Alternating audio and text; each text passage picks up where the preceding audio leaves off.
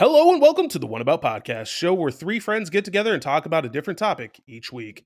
This week, we're back after the holidays, having made it past 2020. And in order to ring in a fresh, bright new year, we're going to look at America's favorite hero and a symbol of hope, perseverance, and positivity. This is the One About Spider-Man. I am your host, Dean. I also go by endless colon places around the internet. And I am joined this week, as always, by Gwen Stacy Jordan and Mary Jane John. I haven't spoken to you guys since we last sat down about what you've been up to over the holidays, and I want to do that. But first, I have a very important question for you, Jordan. Mm-hmm. For me? Okay. For you specifically. All right. What is the difference between an AT-AT and an ATST? Dude, I know the difference. An AT-AT is the four-legged one. The ATST is the two-legged one. Is that your final answer? Yes, it's my final answer, all right? I tripped over my words, all right? I got smacked with a little bit of dyslexia, and I'm paying for it. I think AT-AT stands for... What's like all-terrain tactical assault? Armored transport. Maybe? Armored all-terrain... Okay, all-terrain armored transport. ATST is all-terrain... Yeah, I actually don't know ST. Is super transport? I don't know ST. Scout transport. It's all-terrain scout transport and all-terrain armored transport. Jordan, you're too close to your mic. I'm just gonna put that there. Spirit behind the words. I think I'm just too upset, actually. All right, Gaines, turn down a little bit. Okay, yeah. Now you sound great. No, but for real, get that Clone Wars shit out of here, Corn. I guarantee that ATTE is some Clone Wars bullshit. The ugliest freaking vehicle. Thank God the Empire came along and put. Yeah, I hate this vehicle. My least favorite ones. They're so hideous. Okay, that's enough about Star Wars. This is not the Star Wars show. Sorry. Basically, the Rocket League fucking show. I don't know why you're apologizing to me. I kicked this off. Yeah. He's like, wait, yeah, fuck you. So, how was your guys' holidays? Cool. Sounds great. I'm glad you guys had a good 2 weeks. Sorry, I was letting John go first on this one, taking a sip of hot, steamy cocoa. You son of a bitch. First of all, my holiday was freaking great. I got way too much. But I'm glad, like, everybody got what they wanted and asked for, and it was just relaxing. Yeah, it was good. It was good. I really liked it. I enjoyed it. It was like a lot of good fucking meals. It's good to hear. It's good to hear. Now, Jordan, how are you gonna dunk on him for no good reason? I know it's coming. I won the lottery for Christmas. My Christmas was quiet. Flex. I'm gonna take this opportunity, these 2 minutes that I have to speak here on the floor, to say, Corn in the chat, he's pissed off that I'm talking shit about the ATTE. And fuck that ugly piece of shit. All the Clone Wars tech is ugly as hell. All right, miss me with that shit. So anyway, my holiday was quiet. It was good. It was just me and my wife predominantly for the 2 weeks, but I was off work, so I didn't realize how burned out that I had gotten over the whole year of just apparently not working, and taking 2 weeks off of work and just letting it all burn down while I'm not there was really nice and cathartic. I will admit, I start work tomorrow. We're recording this on a Sunday, so I start work tomorrow, and I have that like end of vacation depression, you know, when you're just literally you're looking at the clock every 15 minutes and you're like, T-minus 4 hours until I have to go to sleep and wake up and do it all over again, you know? Mm-hmm. So that's what I'm feeling right now. I have realistically, I have another 4 hours left in my vacation until I need to go to bed and then wake up and be an adult. And those last 4 hours, I'm probably going to spend doing this and talking to you guys, which is great. It's a great, it's a great end cap on my vacation. Rather be playing Rocket League, but we're here, I don't know, man. You were pretty salty pretty quick. I don't think you need any more Rocket I League. mean, playing with me, like I totally understand. Just fucking anvil around I your still neck. like. Now, I mean, I get salty, but I still love playing it regardless. Mm. Almost any time I play Rocket League, I'm having a good time. Oh, Like honestly, like playing tournaments with you guys, like even if we don't win, it's still fun. I still laugh when we have a good time. What pisses me off more is playing tournaments or matches with people that are my same skill level and we don't win.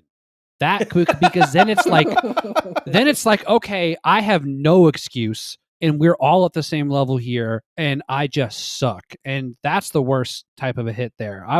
I'd rather lose with you guys on my team, gracefully, just have fun with it and laugh, than playing sweaty as hell with two of my peers in a 3v's tournament and then still losing in the quarterfinals, like which keeps freaking happening. It's my white whale is winning the quarterfinals in any tournament. So take note, John, of two things. One, when we're in a turn, probably any game with Jordan and we lose, it's all our fault. And two, Yeah. Mm-hmm. Yep, we are I already not know his that. peer in any way. Mhm. Yeah, once again, I Does already know not that. consider us a peer. Yeah, I know that. Yeah. Just the utmost Rocket League disrespect, and that's fine. Jordan Does your fancies rank- himself no. a far superior player than all of us, and that's fine. That's fine. That's totally fine. Like I understand that wholeheartedly. I'm not walking back what I said. I got the same freeze rank that he does, but I'm that's sick fine. and I was just sick not and gonna... telling him you got that out of absolute bullshittery. He's so bad, dude. You won't play it again because you know you're going to lose it. You're going to be sent back to that early golds where you belong. Oh shit! Good Damn, God. dude. You could have just went with gold. You specifically banishing me back to like gold Specifically, 1. Yes, That's brutal, yes. dude. For the record, audience, I didn't do shit to Jordan. This is just his Rocket League toxicity coming out, dude. Mm-hmm. Like, I legitimately solo queued in 3s. I got Platinum 2, Div 2. Yes. Carried. Platinum 2. No, Platinum 2, Div Carried. 3. I got carried by hard. total randoms over and over again. Total Which random. Absolutely like a baby. Swaddled, which he knows carried. damn well is super unlikely, but that's fine. He hit the ball twice. in God matches. damn, God, dude. I hate you so much, dude. I'm not fucking this competitive or this salty over any other video game. So this is where this is my outlet for that. So yeah, fuck off. You're gold 1. Deal with it. You get out of the plats. Wow.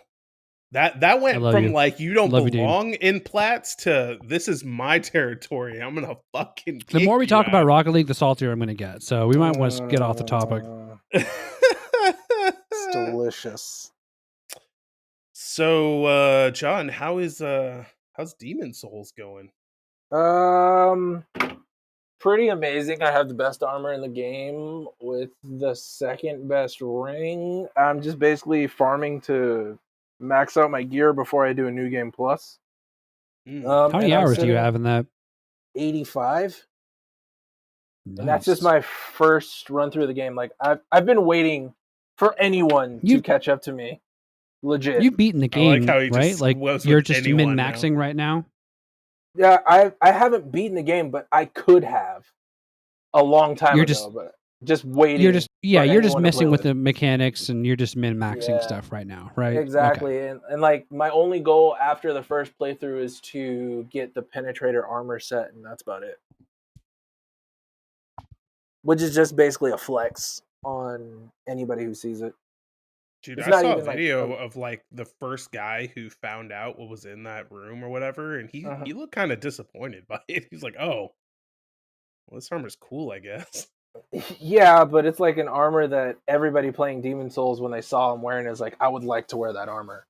But I mean, I get it, and there's still a lot of stuff that's unknown about the game. That's pretty cool, but like right now, I'm almost rocking the best gear I possibly could on my first playthrough, which is a lot. It's pretty awesome. Yeah, I got to get back to it. I just I mean, I think the penetrator armor looks pretty fucking cool. Yeah, but the problem with the penetrator armor isn't the penetrator armor. It's that you get it after you finished everything, so it's useless. That's the real problem. Yeah, and the only way to get it is by doing 2 full playthroughs, and that's the minimum at this point in time that anybody knows of. You have to do 2 full playthroughs. Jeez. Yeah, like why? For some basically aesthetics, because that armor, I don't know, I haven't looked at the stats of it yet, but as of right now, that armor is not even the best armor in the game. Yeah. Yeah, it's not worth it, dude. But yeah, I got to get back to Demon Souls. It's just my time has been so limited, and I'm like, and you spend it well, all on Rocket League, you whore. I do spend it all on Rocket League. Thanks, Jordan. Good. Mr. Get the fuck out of my platinum rank over here. It's like, good. Spend all of your time in gold. I celebrate anyone who wants to work hard to be a gold 3. God damn it, I hate you so much. But nothing more. But nothing more. Okay. Wow, dude. You know why he's mad, John? Because he started out as a lowly silver 1, and I've, other than getting crushed down, like, I've basically never been a silver 1. He's just salty as fuck about that. Although I will say, after I first ranked in 2s, I think, like, I got fucking demolished because so what had happened was I found out on like the second to last day of season 1 that you have to win X amount of games at a specific rank to get the season rewards for that rank. And so I just went in there and I started just like trying to crush out games so that I could get those season rewards. But I was just not playing well, so I just got demolished down. And I should have quit, but whatever. Point is, then I come back in season 2 and I'm like, you know what? Let's just rank in 3s and see what happened. Oh, Platinum 2 Div 3. That's just like Jordan. I'm sure he would find that amusing and, revel in my success since I'm so new to the game. No, he did not. Yes, I loved when you regaled me with that tale. We laughed and laughed. Jesus. And by laugh, he means he shitted on me just like he's been doing all episode long so far. That's totally fine. That's not totally fine, dude. It's just so unnecessary. It's totally fine. It's all right. Everything's fine. With no plans to stop. I think Jordan's real problem here is that he's salty that he has hundreds and hundreds of hours in the game. And that's where he's sitting. And then I come in out of nowhere and get that. He's like, there's no way in hell you could earn any, like, you should be a bronze player and just gatekeeping the fuck out of this game right now. Gatekeeping is a wonderful term to use here. But I guess I am most accurate use of that gatekeeping word. I'm gatekeeping platinum for you, yes. And that's fine. Like we both know I'm not a platinum. Yeah, no, 100%. 100%. You're a gold. You're a gold. That. And you're a gold quicker than I became a gold. I chalked that up to expert level, companionship and teammates and guidance and instruction and coaching. This is why you pay for a good coach. I think Dean is a prime example of someone who could have been wallowing around in silvers for hours and hundreds of hours. But we've been able to boost that up, focus on those areas that he needs to work on, and get him right up to gold where he belongs. You sound like you're promoting some sort of service to raise. Dude, rank. Rocket League coaches are a very real thing, and you can get coaches for them. Yeah, but that said, for the record, this is a long segment of Jordan stroking his e-peen, and he has in no way, shape, or form helped me grow in the game at all. Yes, I have. We Absolutely barely even have. played it. Get out of here, Absolutely, I have, dude. The conversations, the tips I've given you, the shit that I've cast on you, the shade, dude. all of it is growth and enhancement. You take a little bit from every word. You know, you come to me and ask me for advice on things, and I've given you advice. I look forward to this all being cut out from the podcast, but let the record know, let the record know before this is edited out that it is not just me. Of course, it is a group of other players, like at least 4 other players, that are all together working on this, and I think that you definitely benefited from it, especially watching the streams too. Just watching players like. That's the fuck. I have 600 hours in this game, coming up to 700, and for the first 100 hours, I didn't even know there was a competitive league of Rocket League, which is insane. Thinking back now, like what was I even doing? And I really feel that if I had been just surrounded by higher ranked players and just known a bunch of these little tips and things I didn't have to learn myself, then I would have been way better off. Now, around the 150 to 200 hour, I learned that YouTube existed and that there are Rocket League videos on there. And I did some research and I, found some critical YouTubers that helped me out a lot. But I wasted a lot of time. I really did. So no one's going to hear that besides people in chat. But I love that. I'm going to leave all of this in just so everybody can judge Just you to for spite this you. ridiculous nonsense you're spewing. I know. I'm baiting you to leave it in. Yeah, that's all I want to talk about Rocket League though, because the last like 3 podcasts we've opened with like an hour of Rocket League talk, and I don't want this. You to be know a what Rocket it is League though, podcast. dude? We're building our own little Rocket League community here. Oh god, no, we're not. It is a tiny little community. No, we got Corn, kind of have, Bagel. man. Yeah. Yeah, dude. Yeah, I mean, we really have, and it's the kind of game that once you pop, you can't stop. It's got a magic to it. It really does. Oh yeah, Pringle's the game. Mhm. I love that shit. Oh shit. Oh my god. Well, I mean, I saw Rocket League go live on Twitch earlier today, and every time they're live on Twitch with any event whatsoever, they're getting minimum 30,000, 40,000 views. God forbid it's RLCS stuff. Usually just collegiate. they're still doing reruns right now, though, right? Because like nothing new. I'm not sure what their schedule is. I don't know. I haven't seen anything, but you're right. Let's move off of Rocket League. We've had enough Rocket League. We can play afterwards. Oh god. I may not have technical skill, but I have mechanical knowledge. Well, I mean, I hate to break it to you, Corn, but Rocket League's one of those games where like just knowing you can do something isn't particularly helpful. Like I know a lot of things that I could technically do, but there ain't no way I'm going out there and hitting a flip reset musty flick double bounce off the backboard anytime soon. Those are shots that Mr. 600 going on 700 hours over here dreams about. Hey, I had a backboard shot earlier today, actually. Not while we were playing. Shot? Did I say backboard shot?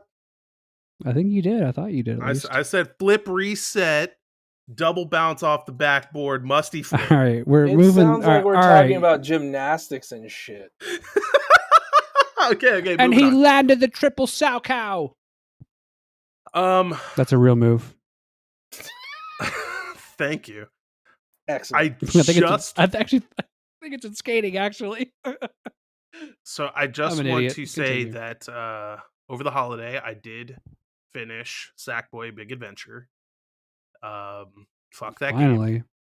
And bro, dude, that Knitted Knights Ultimate Trial is a nightmare. It took me like 10 hours to do that one thing. And then I finished the rest of the game like immediately.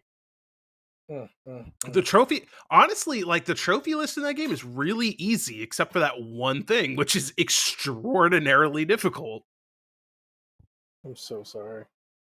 What's the percentage for the plat trophy? Like 7.49%. Well, actually, it's 7.7% here. Let me see for of all players, 0.5%. how long have they been doing Sackboy? Since PS3? Yes. And it's always been a launch title, right? Mm. Was the original Little Big Planet launch title? Little Big I thought I remember it Planet? being because like it's always like a demo title, you know?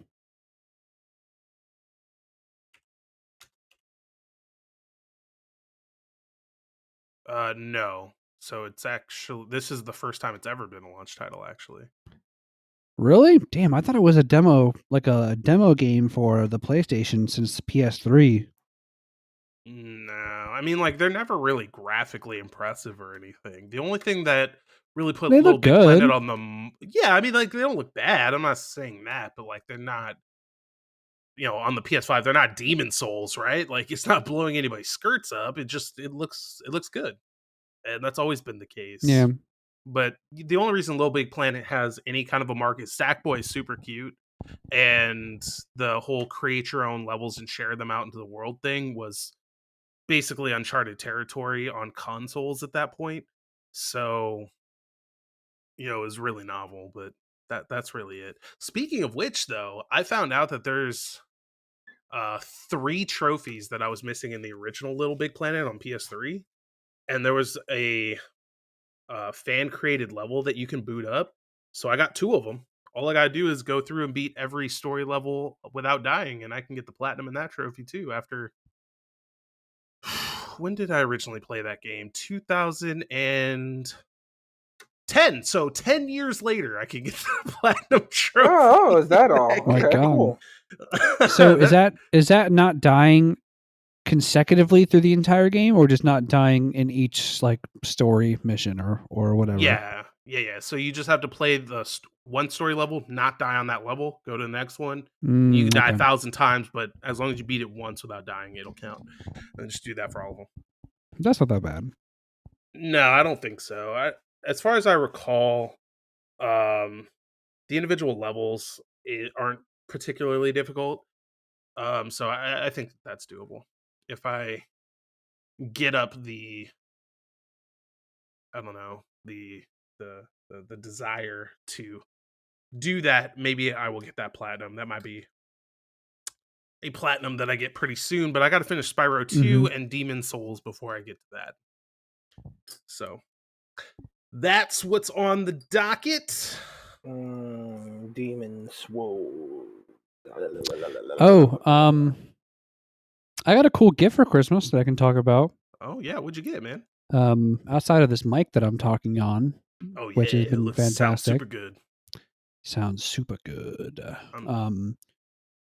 I also got Lauren got me this. It's a guy on Etsy. He takes whiskey barrels, just the tops of whiskey barrels, and he like paints them. So he put a coat of arms on there, and it says Blake's English Pub on it, and it's like a real whiskey barrel like topper. And like you can smell it, you can smell the whiskey in it. And it looks beautiful. It's got a coat of arms on it. It's heavy as shit, so I'm gonna have to find a stud to mount this sucker, or half my drywall is gonna come careening down off my wall. But that was a super cool and The original landlords gift. will love I you love for it. that. Yeah.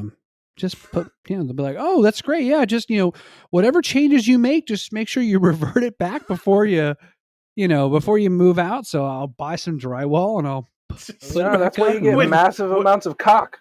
They just walk in after you Just move out. cock the whole wall. What the Yeah, hell bro, is that's this? what you do, man. It was like that when I got here. I don't know.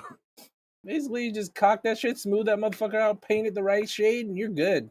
Walk out. Dude, do you know how cheap drywall is versus how much caulk is? Yeah, first of all, it for would look like terrible. minor holes, maybe. Nah, dude, the whole fucking wall. If we're talking minor holes, like I'm just gonna use toothpaste and walk away from that shit. Bro, Miss that me wall with will look that. like one of those New Mexico mud houses. What are they called? Adobos? like That's what it's going to look like. Oh, this texture of this wall is unique. Are we in the Alamo? Oh shit. Guys, gentlemen, Gents. children of all ages. Oh, by the way, I didn't appreciate not being Mary Jane because I know what happens to the other one.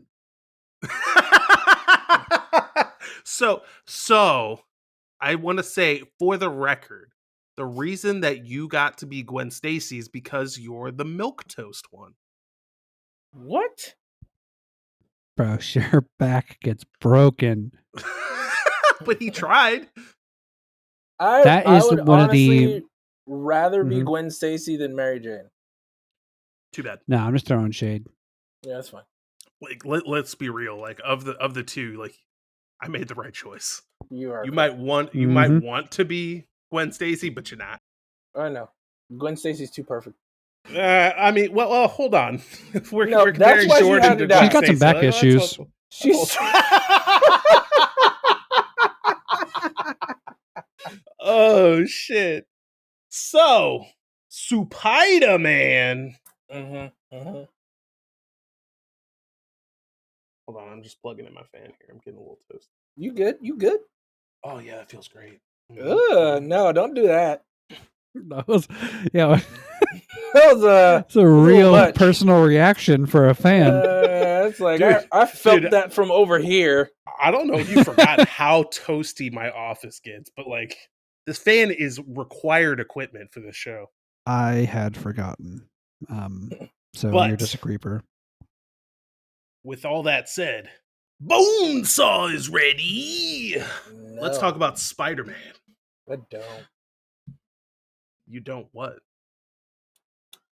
Bonesaw is not ready. Bonesaw is always ready. Oh yeah. Jesus Christ. Gentlemen, as always, I want to start off by asking you, what did you think about 2003's Spider-Man from director Sam Raimi? Wasn't it 2002? Was it 2002? I think it's 2003. Let's see, Spider-Man 2000. Well, that's the animated series, which is not what I'm looking for. Ooh, it is 2002. Good call. Nice save. Excellent. I was That's a point looking for it up. Jordan in 2021. Give it to the man. Yes. 15 love. So I like the movie. It's just I know where it leads, and that's the sad part about it. But again, like I enjoyed the movie.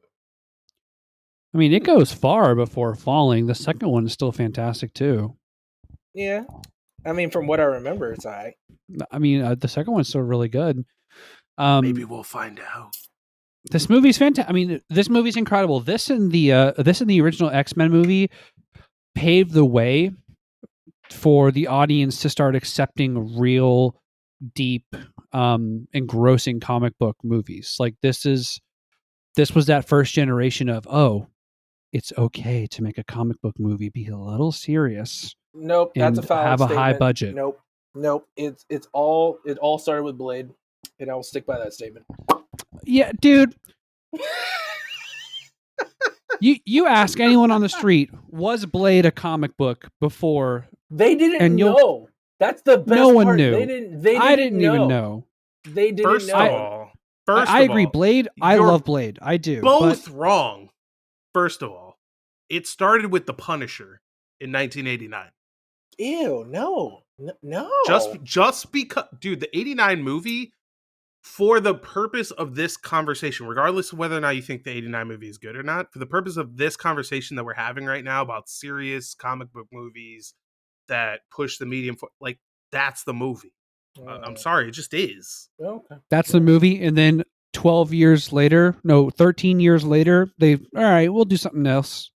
I mean, All I'm saying is after 2002, and I don't know when X-Men came out. If that was the same year or the year after. It's very damn close. Or maybe it's a little bit before. Yeah, it was 2000? first, yeah, 2000. Okay, well then they hit Surprise, the bitch. millennium. They hit the 21st century hard because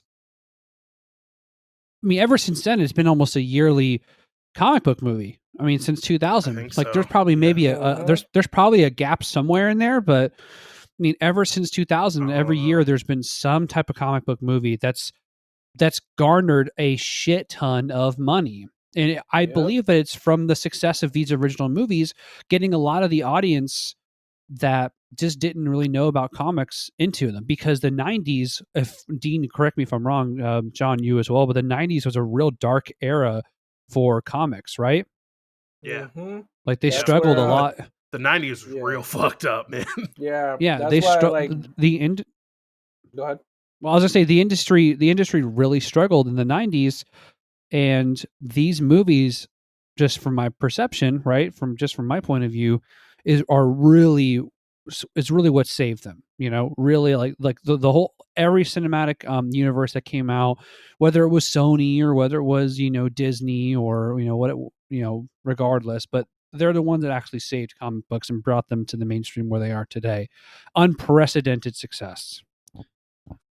So, just for context to what you're talking about, in the 90s, we got such hits as Teenage Mutant Ninja Turtles 3, uh, The Shadow, Yep. Don't bring in animated stuff. Highlander 3, Yes, sir. What was Judge that? What? Dredd, Mortal Kombat, Power Rangers the movie, Which is amazing. Have that on VHS still. First one is really good. Very, very good. Orgasmo. No. I mean, I love that movie, but no. I've never seen it. Oh god, you need to watch that shit. Mortal Well, the name Kombat like Annihilation is a Orgasmo. real good one. Mm. The point is, the 90s was not super great. For the comic book industry is what I'm talking about. And none of those Right. movies were big summer blockbusters, bro. Outside of maybe Power Rangers. Like, No, but had that's good also showing. That's also my point, because like this is the kind of shit that we're talking about. Even if you want to look at like the best stuff of the 90s, right? So let's just say like we're going to take the absolute cream of the crop from the 90s. You got Ninja Turtles 2. Actually, the original Ninja Turtles 1992. So you got the original two Ninja Turtles movies. You got Bangers. the original Mortal Kombat, but that's not a comic book movie. Yeah, all three Turtles movies, right? Don't forget Turtles in Time. Yeah, I'm forgetting that one for a reason. It was on the first list of bad movies. Jesus, that's kind of it. I mean, like the best movie that we got in the 90s for comic books was The Rocketeer, which is a top tier movie. Whoa. But the best movie? No, the best movie was definitely Blade. In terms of box office success? no, Or I just didn't. In terms of quality of film. Okay, I got you. Okay. Why? What were you going to throw out there?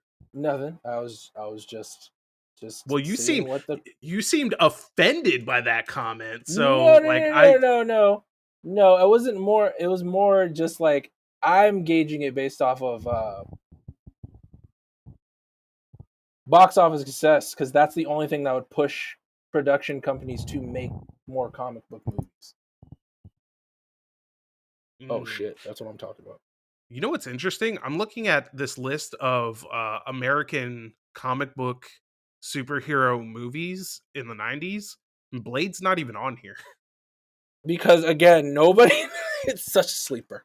Like Such that's But so incredible. But this is like when did it come out? 99? 98, and it But made somebody almost 4 times its budget. Somebody curated this list of American superhero films in the 90s and left off Blade. Like, you didn't even do enough research to know that. Isn't Blade Dark Horse? That's a Marvel comic, dude. Oh, it is? Marvel? Oh, Jesus Christ. Yeah, it is. This is how much you're hey, man. No, that's what I mean. Sorry. And that's why it know. took so long for the companies to get on. It's like, wait, this is a comic book movie? I never would have guessed. Like they just thought somebody just made this shit up on the spot. It's like, this is pretty good. Like this shit. Cutting up vampires. Wesley Snipes looking badass like he does. All right, I'm down with it. Let's make 2 more movies. All right, wait, Got let's that make a fat 4th clown. movie. Wait, what do you mean he didn't pay his taxes? Never mind, cancel. Exactly. Even though he was an asshole on the set for the 3rd movie, still made that shit, which was atrocious, by the way. Oh, the 3rd movie's so good. Oh, that's my favorite one. So bad. Like the only reason I can stand to watch the 3rd movie is Ryan Reynolds. He makes that shit so good. So good. But we're not talking about that movie either today. We're talking about 2002 Spider-Man. And damn, man, I'm just gonna put this out there, right? Like, I remember when this movie came out, and I've been a comic book fan, specifically American comics, my whole life. Like that was like my nerddom growing up. As a little kid, I was out there watching like the X-Men animated series and Spider-Man and Power Rangers. Like that was my jam. And I remember when this movie came out, I was fucking hyped, dude. Because Spider-Man's been my favorite superhero since as far back as I can remember. So the idea of them making a Spider-Man movie, I was like, man, that X-Men movie was badass. Like they're gonna kill it with Spider-Man, and I'm gonna get everything I wanted. And then the movie came out, and I hated this movie. I fucking loathe this movie. You would never, ever hear me have something positive to say about this movie. So I was excited to rewatch it and see if, now that I'm, in my 30s, if my feelings about this movie had changed and I could better appreciate what they were going for back then. Like, I know a lot more about Sam Raimi and his style and all the things that went into it. Like, so I have a lot more context with it now than I did when I originally saw it. And I'm happy to say that after rewatching it this time, I still hate this movie and everything about it sucks. Oh my god! All right. Now I don't hate it as a Spider-Man fan. I hate it as a film. This movie sucks, dude. All right. Okay. Let's start. First qualm. Throw it down there. Okay. Nobody can act. Yeah, that's fair. That's fair. I'll give you that one. Okay, cool. I won't. Number 2, all the dialogue is stilted and terrible. No. I don't know about all the dialogue. There's some gems in there. Name other than Randy Savage. Name me one character. William Dafoe is awful, dude. He's such a fucking ham in this movie. He's so good, dude. That scene when he goes into the gas chamber to become Green Goblin, which I have a whole lot to say about that scene, but we'll come back to that. When he jumps out of that shit and he's like curled up there like a fucking monkey or whatever, like I was like, what the fuck are you guys doing, dude? It's totally fine. He just lost his shit. I mean, his alter ego took over. I totally understood it. Are you crazy? Dude, no, nothing was wrong with that. Dude, that is the hammiest scene I've ever seen. Are you kidding? That's not true because you've seen Spider-Man 3 and I can name like 4 scenes from that one that are hammier than that. But yeah, but it like I'm not even going to go into Spider-Man 3 right now. Maybe we will soon. But God damn it. That whole movie is like that. So there's at least this like air of like this is what the movie is, right? This movie is trying to be serious the whole time. And they fuck it up the whole time. Like you can't even sit there and be like, well, they were trying to be cheesy and overact the whole time. Like maybe they were, but the whole movie has this very serious overtone to it. So it dramatically clashes with the over/bad acting that permeates the entire film. Now, that being said, this is very much something that Sam Raimi does. Like that's his style, to be over the top and hammy and cheesy. Yeah. But his whole let me back up for a second. Okay. Spider-Man 3 is Sam Raimi being Sam Raimi. Spider-Man 3 is a Sam Raimi joint. Like, that is a movie he would make 100% of the time. I promise you, if you go to him, he's like, I have no regrets about that. Spider-Man is like Sam Raimi trying to make Spider-Man 3, but corporate up there is like, hold on, wait, no, rein it back. We have to be like, quote unquote, faithful to the source material with this a little bit. And he goes, fine. All right, we'll have this scene where he like is sad about Uncle Ben dying, but when you're crying, I want you to look like you're not really sad and you're trying to force it. And I have to imagine that that's the direction he got, because that scene is fucking I thought awful. Toby did a great job. Come on, dude. You cannot be serious. Yes, I can, dude. Yeah. I think that your accounts of bad acting are far exaggerated. You're forgetting this movie is 2002, all right? We have literally almost I don't 20 care years. when the movie came out. Are you kidding? Citizen Bro. Kane has phenomenal acting. That movie's way older than this. This doesn't It's a matter. different style, dude. Tobey Maguire nailed that sheepish and impish nerd that stumbling over his words, constantly, in self-doubt and insecure. He nailed that type of character. He wasn't the new Spider-Man character that we see now, who is younger and wittier and a little more confident, and maybe just like that new type of cool nerdy that we get from our current Spider-Man lead. It's a completely different take on the character, and I actually think that Tobey Maguire is the best Peter Parker. Goodbye. Not show's Spider-Man. over. Not the best Spider-Man, but the best Peter Parker. No, this show is over. You've ruined my entire day. He's not. All right, so I'll say this right now, and I'll die by this opinion. Like, Andrew Garfield is the best college Peter Parker, and Tom Hiddleston is the best high school Peter Parker. It's not Tom Hiddleston, but yes, that You is know the what I'm talking correct about. opinion. Okay. You are correct. Holland. Tom. Man, I would love to watch Loki play Spider-Man, but Yeah, you know exactly what I meant.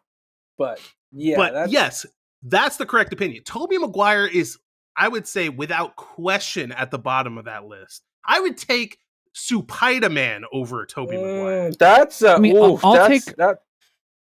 Jesus. I'll take Tom Holland over Tobey Maguire in most instances, but I'm just saying, as a Peter Parker, I like how Tobey played it. I really like how he played this character. So let me just talk to that for a second. You're right.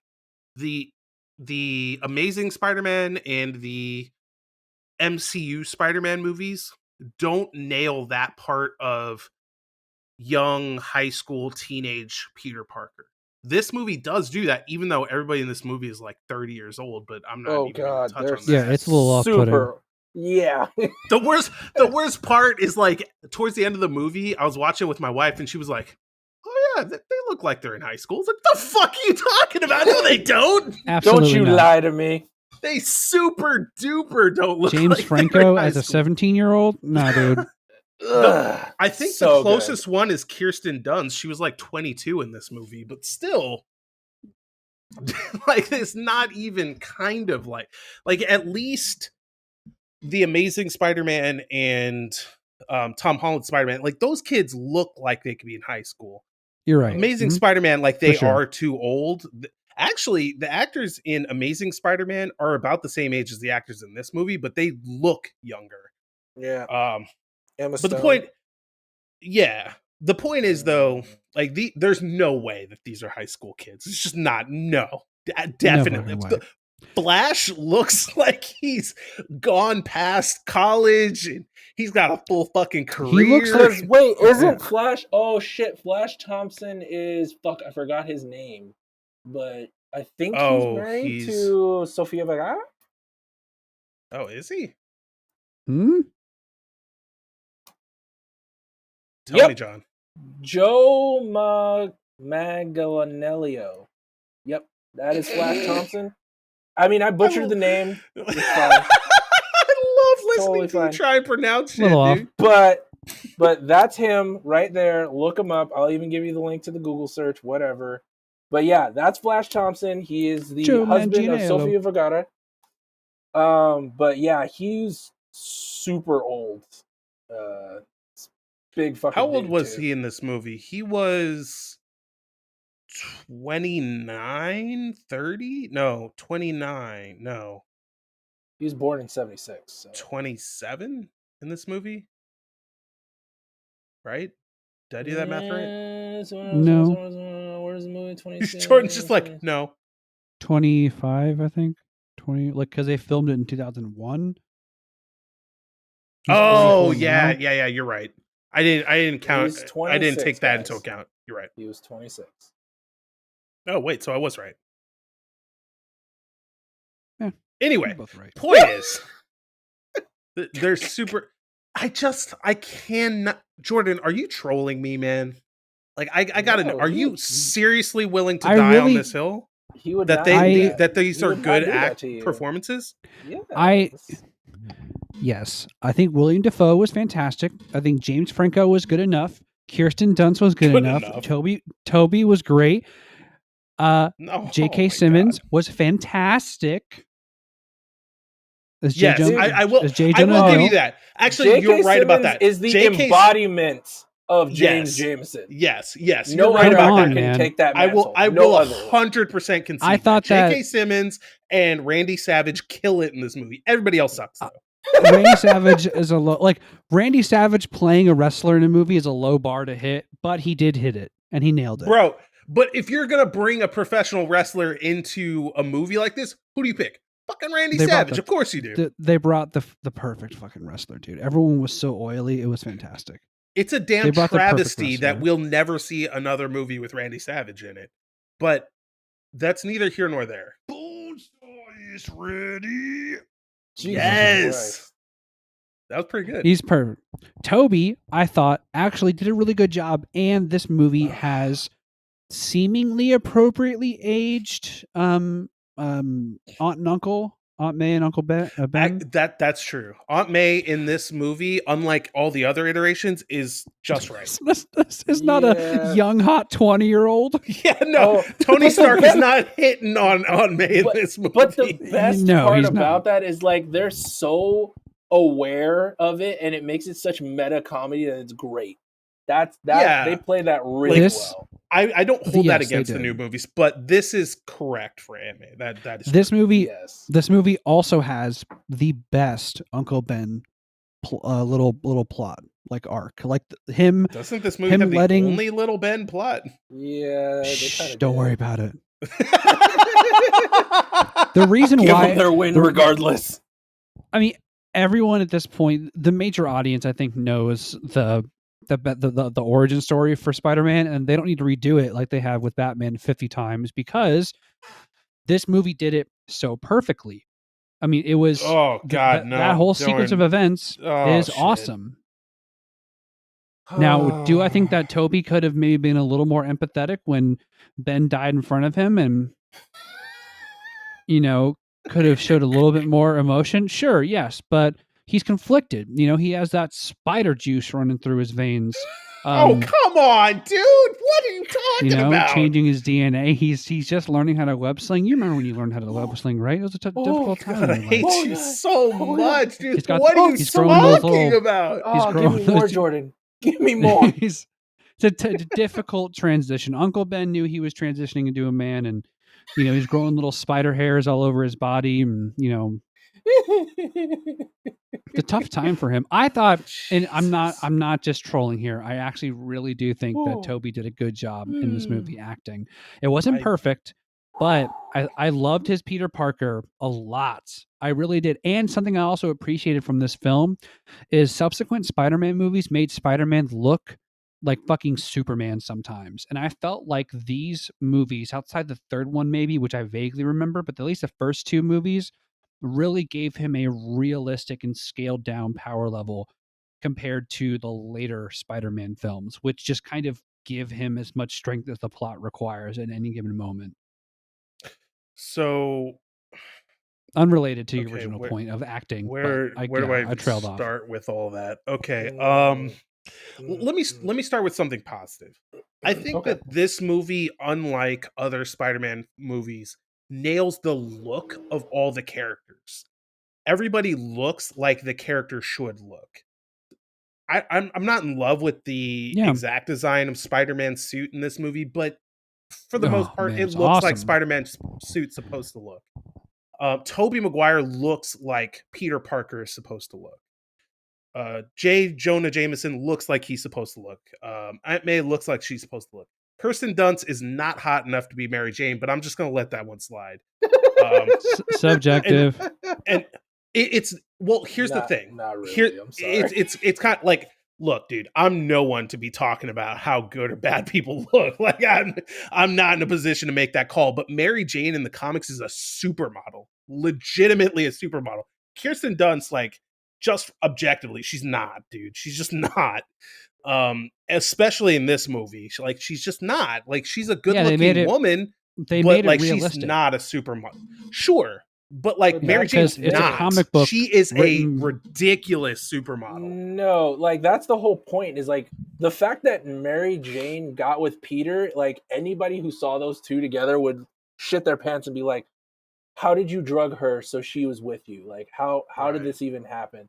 Yeah. Like did you save her life and she's just indebted to you so she just is your girlfriend from now on?" Right. Like, yeah, dude. That Of course, that's the discrepancy between the two. Of course, a bunch of dudes in the '60s would be like, "All right, let's make the nerd get the supermodel." Of course, they wrote that. This is a little more real. I mean, it wasn't even like dudes in the 60s. Well- Like my memories of Spider-Man are from the 90s animated series, and like, dude, she was a babe. And like All everybody comic wanted to book be with chicks are her. babes. And no, No, that's that's not true. not That's true. not true. Not even Dude, have you seen close to She-Hulk, true. bro? Okay, She-Hulk was sexualized for a very important reason. Comic book sales. But that does not make your point whatsoever. Like what I'm saying is like Mary Jane Watson was like the creme de la creme, other than Black Cat, who would come along later. Mm-hmm.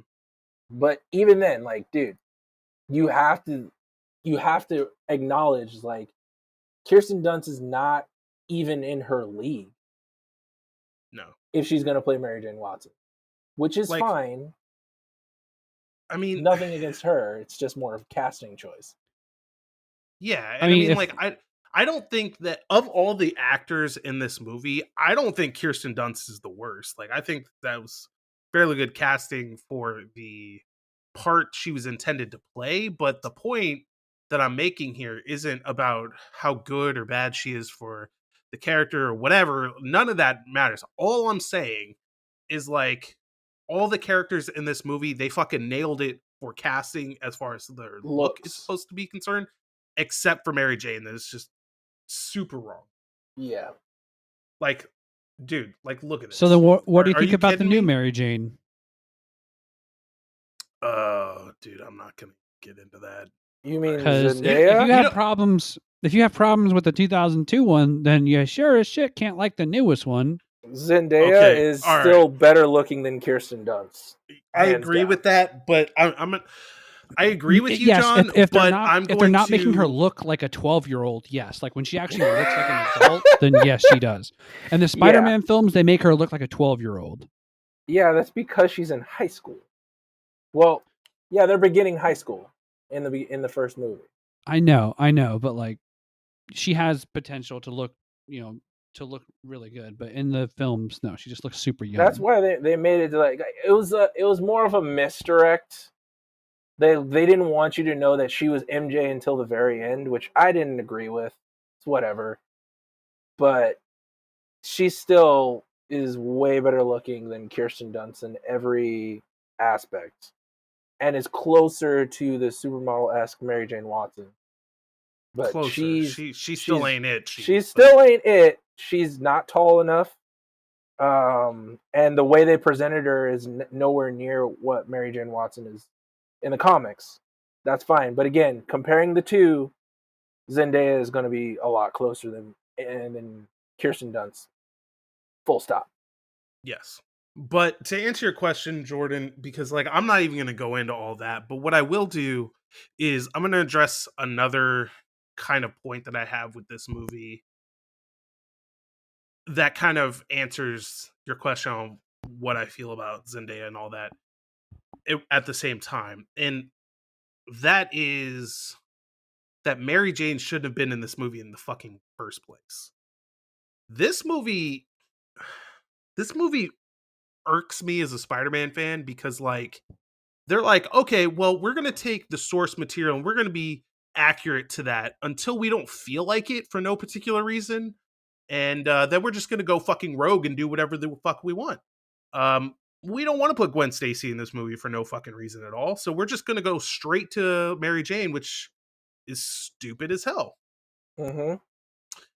And when they make these Spider-Man movies, they just kind of like to do that, except Amazing Spider-Man, which I appreciate. Yeah. Until they fucked it up on the second one. We're not talking about that either. But I think the biggest problem that I have from that perspective of things is like, if you're going to go down this road of making Peter a high schooler again, which like at this point, I'm so fucking sick of seeing Peter Parker as a high school student when that was like the tiniest blip of his existence as a comic book character. But they just love rolling back to that over and over and over and over. But whatever. I don't know why you skip straight to Mary Jane.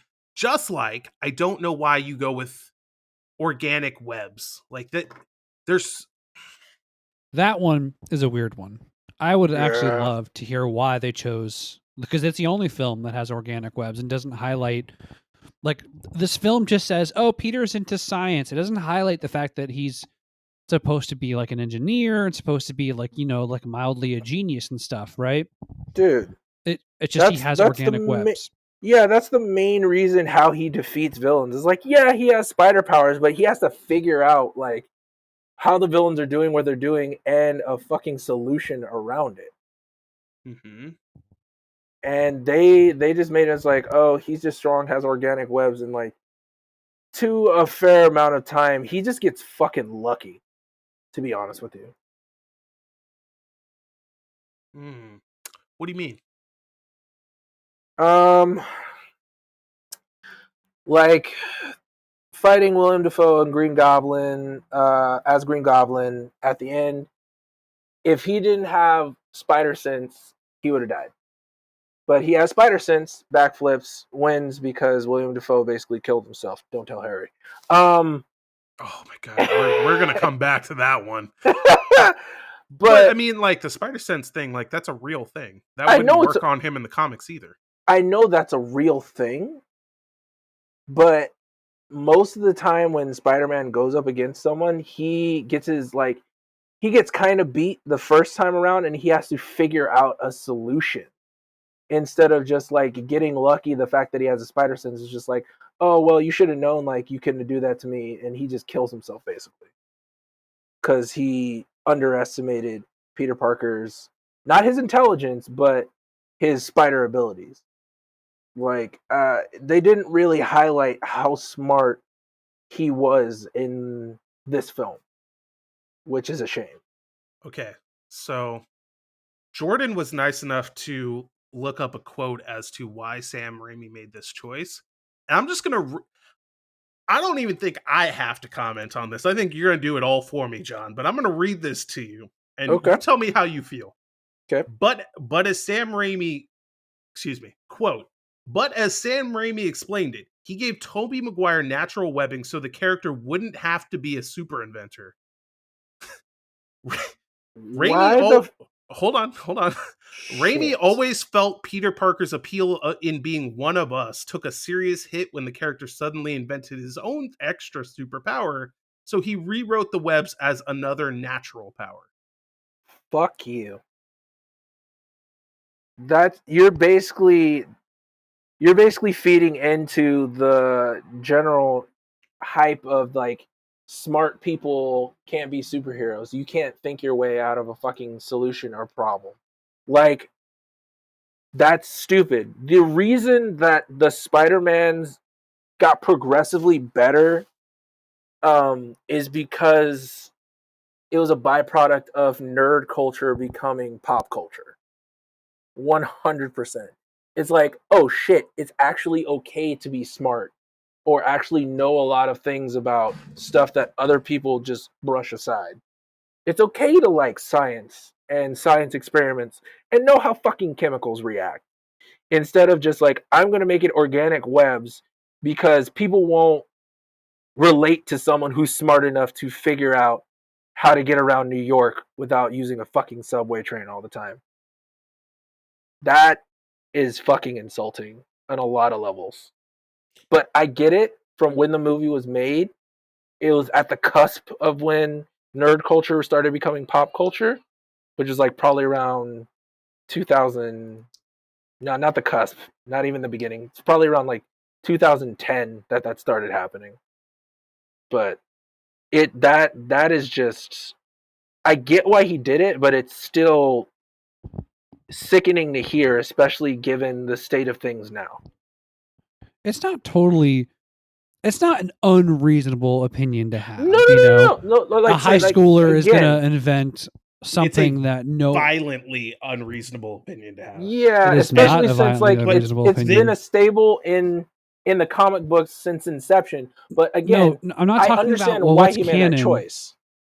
I'm not talking about what's canon or not, of course. I'm just saying, like, if Raimi, if his goal, if what he thought was valuable was portraying Peter Parker as quote unquote one of us, or just another nerd, or just a down bad kind of nerd, then yeah, having this same nerd being able to create super webbing that no one else in the world was able to create to give him the vast majority of his power, then yeah, that's a little, that's some gatekeeping right there, right? Like that's a little bit that separates him from the rest of the pack a little, right? No, not only the rest of his powers, but like, yes, then he is also a crazy super genius.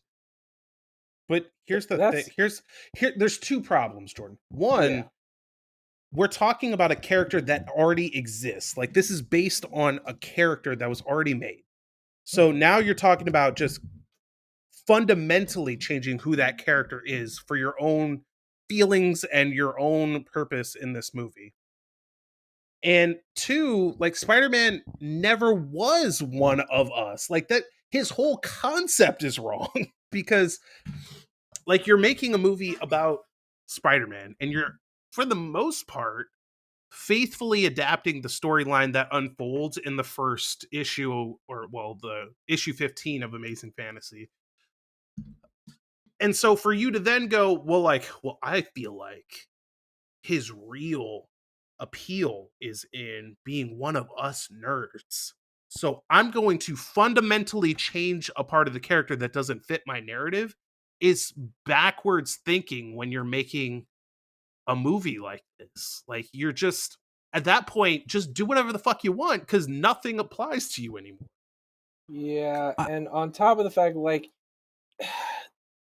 Tobey Maguire's Peter Parker wasn't really a fucking nerd. He was just picked on because he was scrawny, but he wasn't a nerd in the sense like he liked anything foreign other than like, oh, he likes taking pictures. That's it. I mean, like you're right. You're right. Like there was no scene outside like the initial laboratory scene. And I guess like his graduation where he graduated with some type of scientific honor, but there was nothing that screamed, I'm like, there wasn't that monologue or that moment in school where it's like, look at this nerd. Oh my gosh. You're right. Well, they didn't. There is that moment before they go into the science center where he's talking to Norman about how he understood his high level papers and all that. But you're right. I guess there is one line. Yes. I mean, I don't think Sam, but like, that's what I mean. Keep going. Sorry. I don't think Sam Raimi's opinion here was too outlandish. And yes, I agree. His powers were already established. It's already been canon, and there was already a very large fan base that had accepted how he was originally designed and how his powers and who he was as a character were already laid out. There was already an audience for it. I think, and I don't necessarily agree with it, but I understand Sam Raimi wanting to be like, no, I want kids to look at this and go, I don't need to be a super genius to be a hero. I just need to be bitten by a nasty ass spider. Like he didn't want the barrier of entry to be so large that it would remove someone from, visualizing themselves being like that. Not that the comic book character did that, I know, but I think he wanted to lower that bar even further. He wanted to make it more Relatable. more relatable. He wanted to remove any barriers of entry there for people that wanted to enjoy the films and not be taken away from it. So I get it. Fine. I mean, he web slings, cool.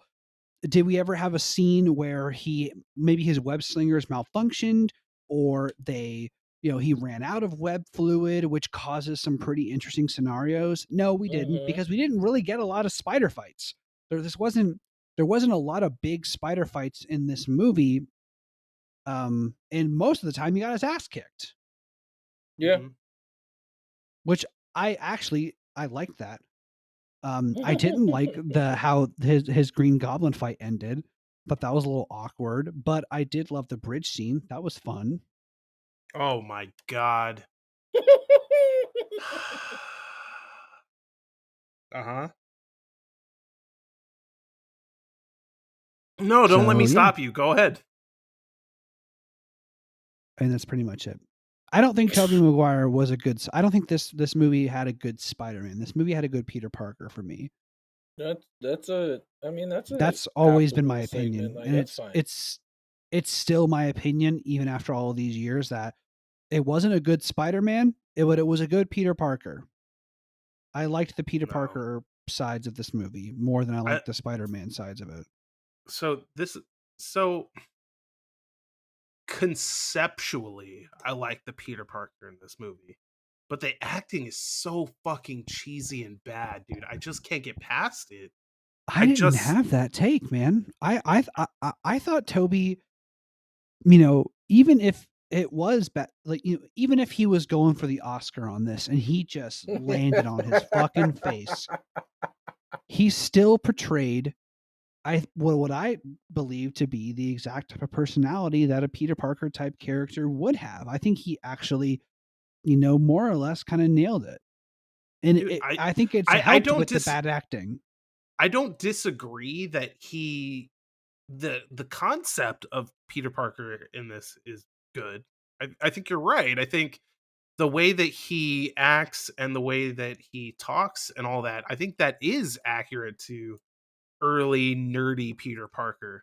The problem is that he can't act his way out of a fucking paper bag in this movie. Oh, son of I think that benefits him. I think that benefits it, though. Every line is delivered awfully. I think that benefits it. But I almost want to say that that's my complaints with the acting aren't actually due to the actors and actresses being bad, because some of them I know are great, like Willem Dafoe and James Franco. Those are fucking incredible actors. Tobey Maguire, but I can't think of anything that he's been in that's been outstanding. Right, but I mean, regardless, I'm willing to say that it's not any of their fault. That it's a Sam Raimi thing, because everybody delivers their lines fucking terribly in this movie. So there's got to be a common thread somewhere. Common denominator. And they all deliver it shittily in the same way. It's like, it feels to me, now granted, this is with hindsight, but it feels to me almost like Sam Raimi is planting the seeds for Spider-Man 3. He's like, all right, I'm gonna get him in on the ground floor, and they're gonna think this is good for some reason. And then we're gonna ramp it up a little bit more in Spider-Man 2. And then Spider-Man 3, we're just gonna blow the fucking doors down, and he's gonna have a shitty hairdo and be air humping people on the street. It's gonna be great, guys. Doing the hustle and do you think that maybe you feel that way because there are a lot of awkward conversations in this movie Like a lot of the conversations are in Every conversation. or predicated by an awkward situation or an awkward like encounter of some sort. So, first of all, I'm going to roll back to Uncle Ben dying scene for a second. Mm-hmm. Him trying to portray the kind of pain that should be on his face is awful. It's fucking awful, dude. He barely even he looks like he's trying to force it. Just straight up. He looks like he's trying to force looking sad. He just doesn't. I don't know if that's a directional problem or Tobey Maguire can't act in this movie. I don't know, but I don't buy it for a fucking second. It's terrible. And I also want to back up for just a second and say that, like, I went into this movie with an open mind. Like, I wasn't trying to shit all over this movie when I went into it. It's not like I was in the, all right, man, let's find all my grievances. Let's go. I give every movie that we watch, whether I expect it to be good or bad, a fair shake. But it just doesn't work for me, man. Like, even if I say that, like, okay, all my grievances are because that's just Sam Raimi's shtick. He's a very cheesy, hammy director. Just look at The Evil Dead if you need any proof of that. And this is all because he directed it. Even if I concede that point, which fine, like I'll just say I concede that point, and that's fine. I don't like it. It's just not. It's not for me. And the fact that it's in a Spider-Man movie, which I have such a deep emotional attachment to, and I have a whole litany of problems with this movie from that perspective, it just becomes amplified tenfold. But that said, like, everybody in this movie is like, Peter, I want to tell you something, but I don't know how, and I'm whispering for some reason, and I have a lot of really deep personal things to tell you. I can't tell you anything like that, Mary Jane. I know it's super awkward right now, and most of it is because of the way we're talking. I just can't, dude. I honestly don't. I think I need to watch this movie at least one more time to tell you definitively, like, this is a problem that I have with the way this movie is directed, or it's a problem that I have because, like, their acting is legitimately bad. But honestly, I don't think it matters because at the end of the day, I know that I don't like it. I don't All think right. another watch is going to help you. No, it's not. It's not going to change my opinion on it. 100%. There's no way in hell it's going to change my opinion. Mm-hmm. The only thing that it would do is maybe help me nail down which problem that I have. Like, is it the Sam Raimi's direction, or is it that they can't act? I don't know definitively. I think I'm kind of hedging in the middle and saying it's a little bit of both, but regardless, I think that the performances in this movie across the board, with the caveat of Randy Savage and J.K. Simmons, just don't work for me. Actually, I think I might put Aunt May in that list too, because she's not in the movie long enough to fuck up very much. So I think I might go for her too. Although she really fucking hams it up in the hospital, man. Those yellow eyes. Ah! Ugh. finish Don't it. like it. Finish it. Fucking When he Christ, dude. busts in, he's like telling her to finish the prayer.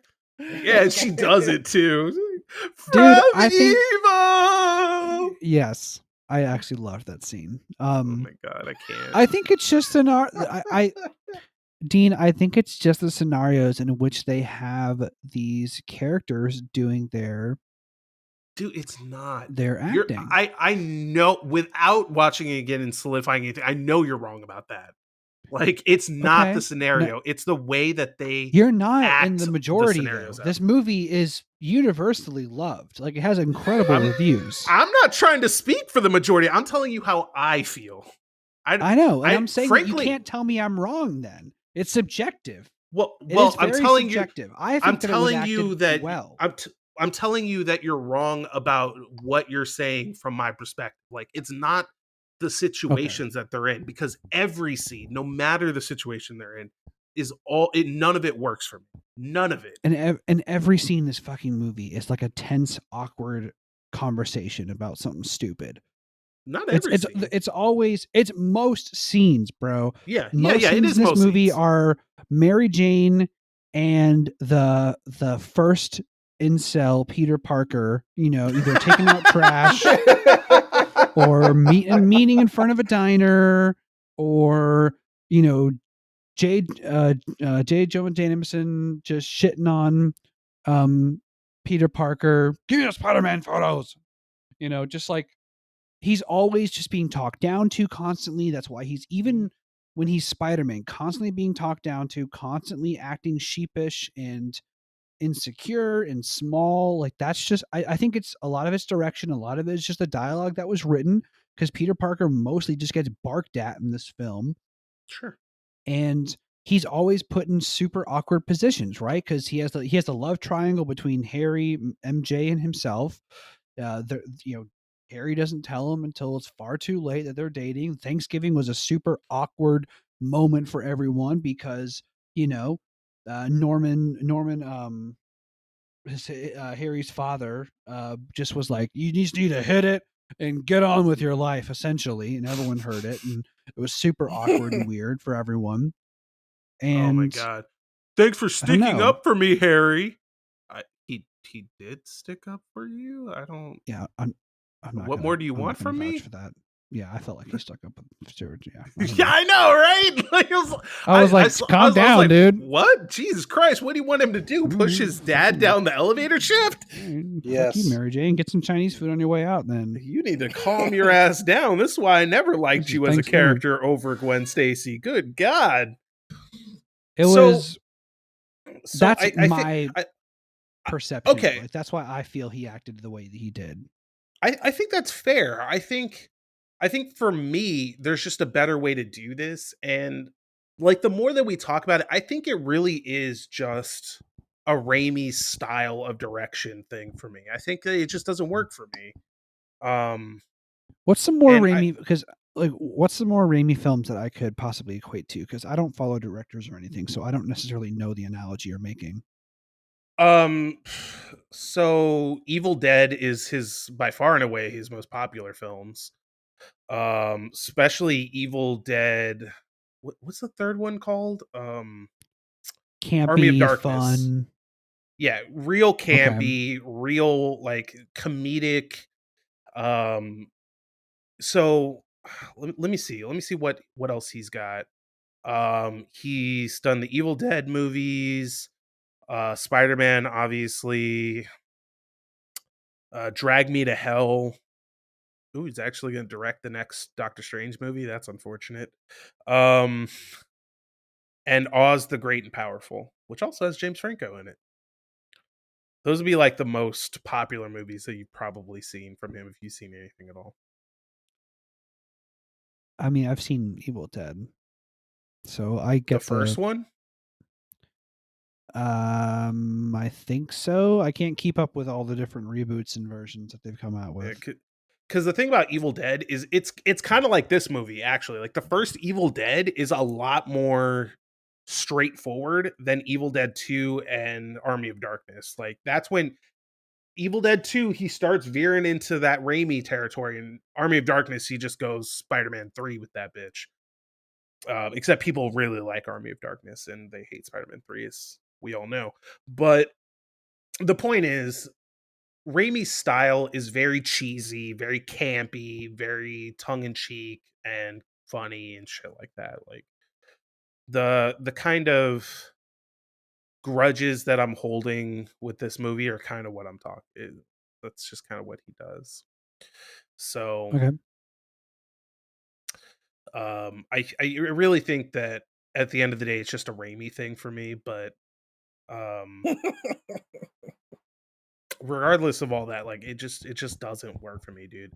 Like the hammy, cheesy overacting is so distracting that I'm like, the whole movie, I was like, is this shit? Oh, it's 2 hours. Okay, cool. Let's keep going. But but there are things that I like about the movie. There are legitimately things that I like about the movie. Um, so let's keep talking about the things I hate about the movie. What the fuck is with that shitty fake Spider-Man costume that he has at the beginning and for the Bonesaw fight, dude? Like, what purpose did that serve? Isn't that kind of canon? Like, No, didn't No. his Just straight no. no, it is not. Spider-Man just always had a suit. He never Yes. had anything else but his suit. Correct. That seems kind of like bullshit to me. Wait. You I don't don't believe even me? know this. I didn't Here you even know go. this. Like, Here's what? a panel from the original Amazing Fantasy 15 where he confronts the man who shot Uncle Ben. Like I don't know what to tell you, man. Like it's just that's Was just the he way it is. always a tailor? Like, I don't understand. He's just an incredibly intelligent individual. So for him, like figuring out how to tailor a suit wouldn't be that difficult. I'm Whether okay or not with whether or not like his stitching is on point and he really fucking nailed it in that suit, it's a comic book. Who knows? They could have every other made him like Spider-Man have the movie. right suit and it looks like shit, and that'd be fine. But it's not canon. Every other Spider-Man movie has done something similar to this, right? No. Well, so Amazing Spider-Man, he has like a legit suit. It's just totally different. Does he have like a shitty suit at first? I think he does. I thought that I think he does. I don't know. I'd have to watch it. Yeah, I would too. I don't remember. I feel like he does, but maybe he doesn't. He does have that one that doesn't look right in the first movie that they changed to a more accurate version in the sequel, but and then they definitely do it in the MCU ones. They definitely do. yeah, for sure. But I mean, that doesn't change the fact that I don't like it. Like, this is one of those like, okay, as a Spider-Man fan, fuck this decision. Like, taking away his web shooters is a fundamental part of his character, and I feel like this is almost in that same vein where like it's such a Peter Parker thing that he would just go to the fucking library and figure out how to tailor a suit. Like, it's just what he would do.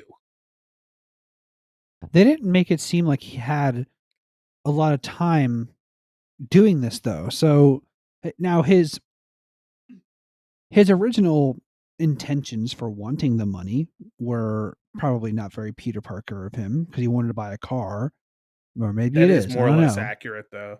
All right. Like Well, he wanted to buy the a car to actual impress MJ. yeah, the actual plot of him like getting spider powers and then wanting to be like nobody's gonna bully me anymore, man. And he goes to the wrestling match for money and all this kind of shit. Like that is more or less accurate.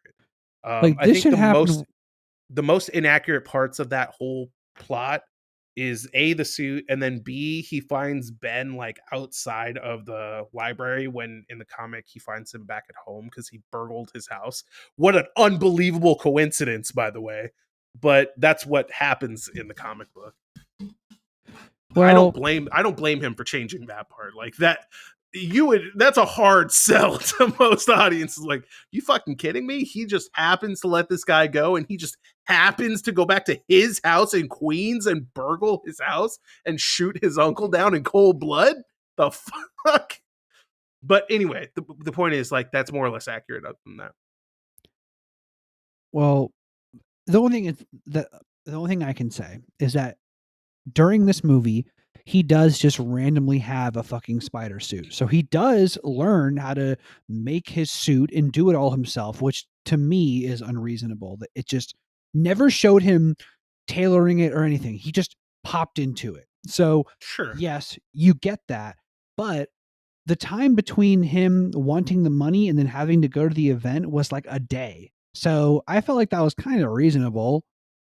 Yeah, except that they made it a day for no reason. Like they didn't have to do that. Like you're making an argument yeah. based on the random plot that they put together, but they didn't have to do You still, that. you still get his suit being made. I mean, this is the first time that they did it. You know, hey, this kid's probably not going to be able to just pop out a suit right away because we're trying to make him quote unquote one of us. So I don't know what to tell you. I was okay with it.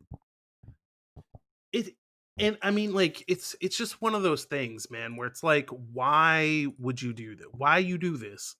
Why why are you the way that you are? Like, I don't what am I trying to say? There's such a cognitive dissonance for me in this movie between the more or less really faithful plot of the movie until they, I mean, except the second half is a fucking shit show.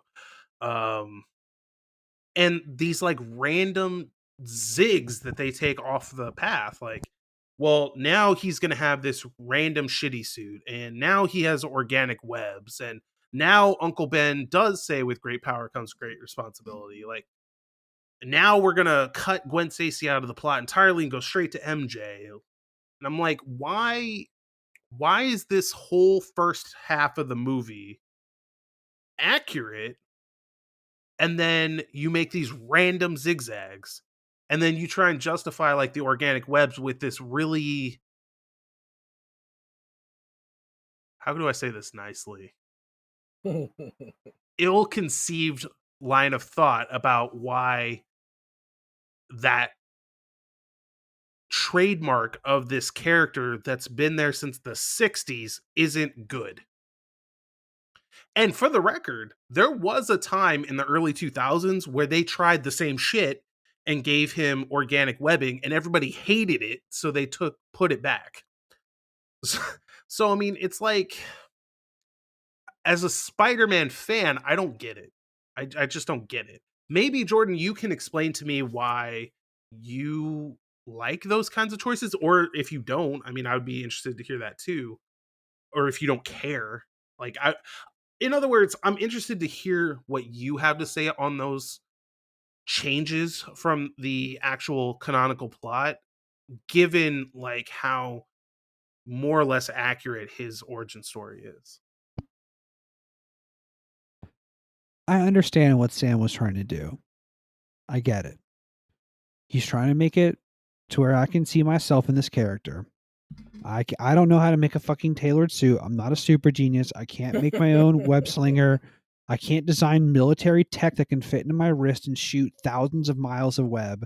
I can't do that. But what I can do is get bitten by a spider. So I get it. Like, what does take me out, and this happens in the MCU one, is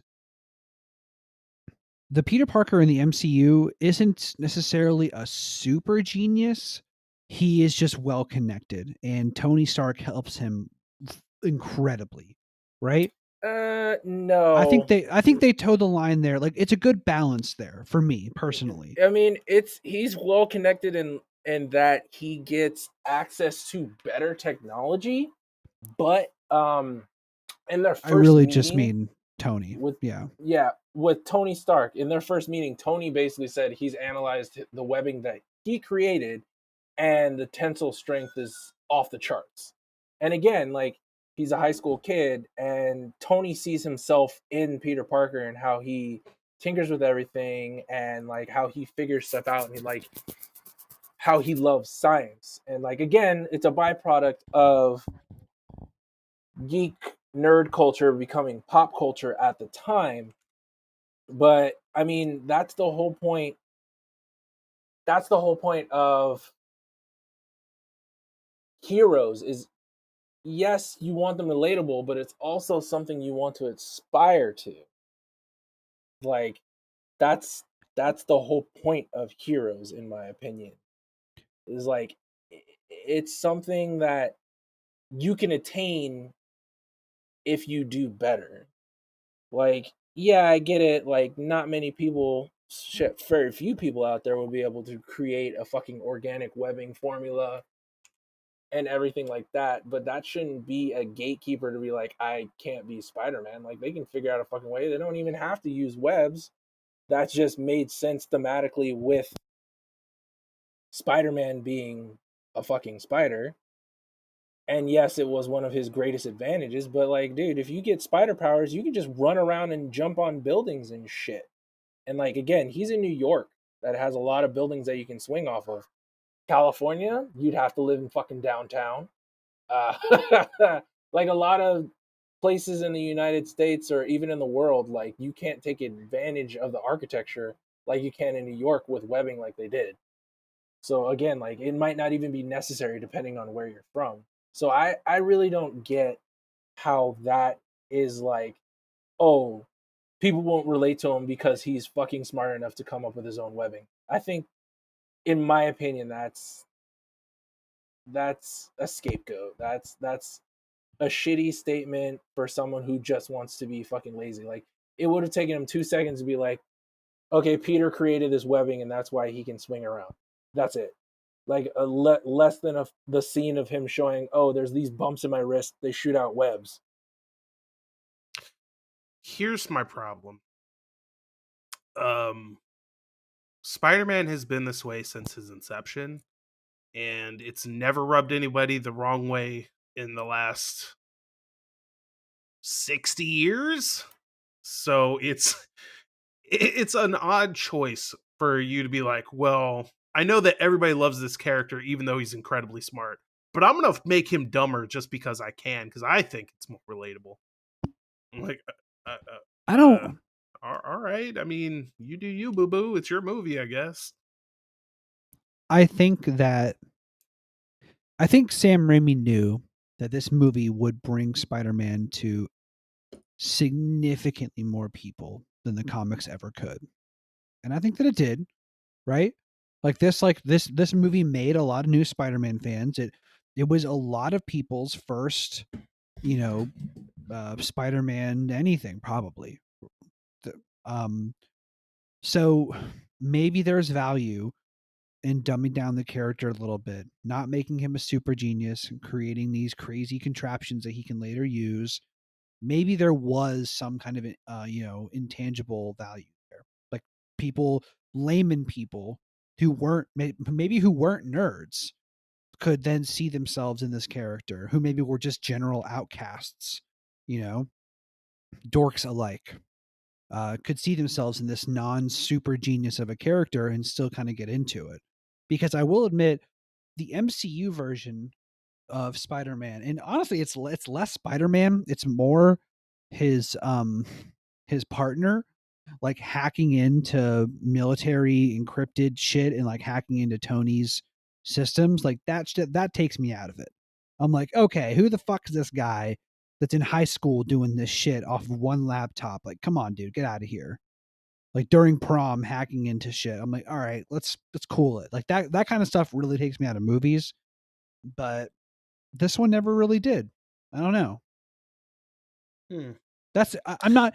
I honestly can't say that it's a better choice. I really can't, because obviously we see the success that both the Amazing Spider-Man and the MCU one have garnered since, which I don't know about the Amazing Spider-Man, but I'm pretty sure the MCU one has sold more than this trilogy has.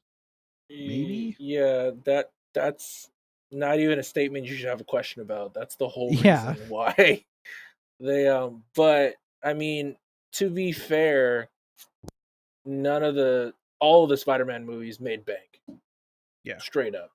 All of them made bank. It was like, for sure. basically when fucking Sony put this together, they were like, why didn't we think of this sooner? Churn these motherfuckers out as best you can, as fast as you can. Well, But Sony was X-Men too, right? Yes. Yeah. Yes, they don't have it anymore. But was it? Yeah. Or was that wait, Fox? I think that was it was Fox. Fox. Bro, it Oh, was Fox. That's Yeah, right. yeah. Fox. Okay. Yeah. That's why they Well, have I mean, X-Men and all that clearly Sony saw the value there, because X-Men made a butt ton, and they're like, okay, well, we got to get Spider-Man, or we already have Spider-Man. Let's go ahead and make a movie out of it, and we're just going to promote the shit out of it and make it huge. And they threw it to Sam Raimi to make it successful, and he did. He made a successful movie. I think this movie pioneered a lot. It brought in a large group that wouldn't normally probably consume any comic book medium, and it did a really good job of it. It definitely brought it to light I just want to throw this out there for my own. I was going to say satisfaction, but it doesn't actually bring me any satisfaction. I don't know, just for me. This movie apparently was in development hell for a long, long time, and had, other than Sam Raimi, who ultimately directed it, had the likes of Joseph Zito, James Cameron, and Toby Hooper attached as director at one point or another. And man, I would have loved to see any of those movies, but that is not what we got. It's definitely not. A James Because Cameron superhero movie would be pretty cool. That would no, that's be- the thing. It's like back Well, in we the got one in back space. back in that time, it was just basically nobody wanted to take a chance on a comic book based movie because other than a very few instances, it didn't really make a return on its investment. Usually they've always been seen as flops.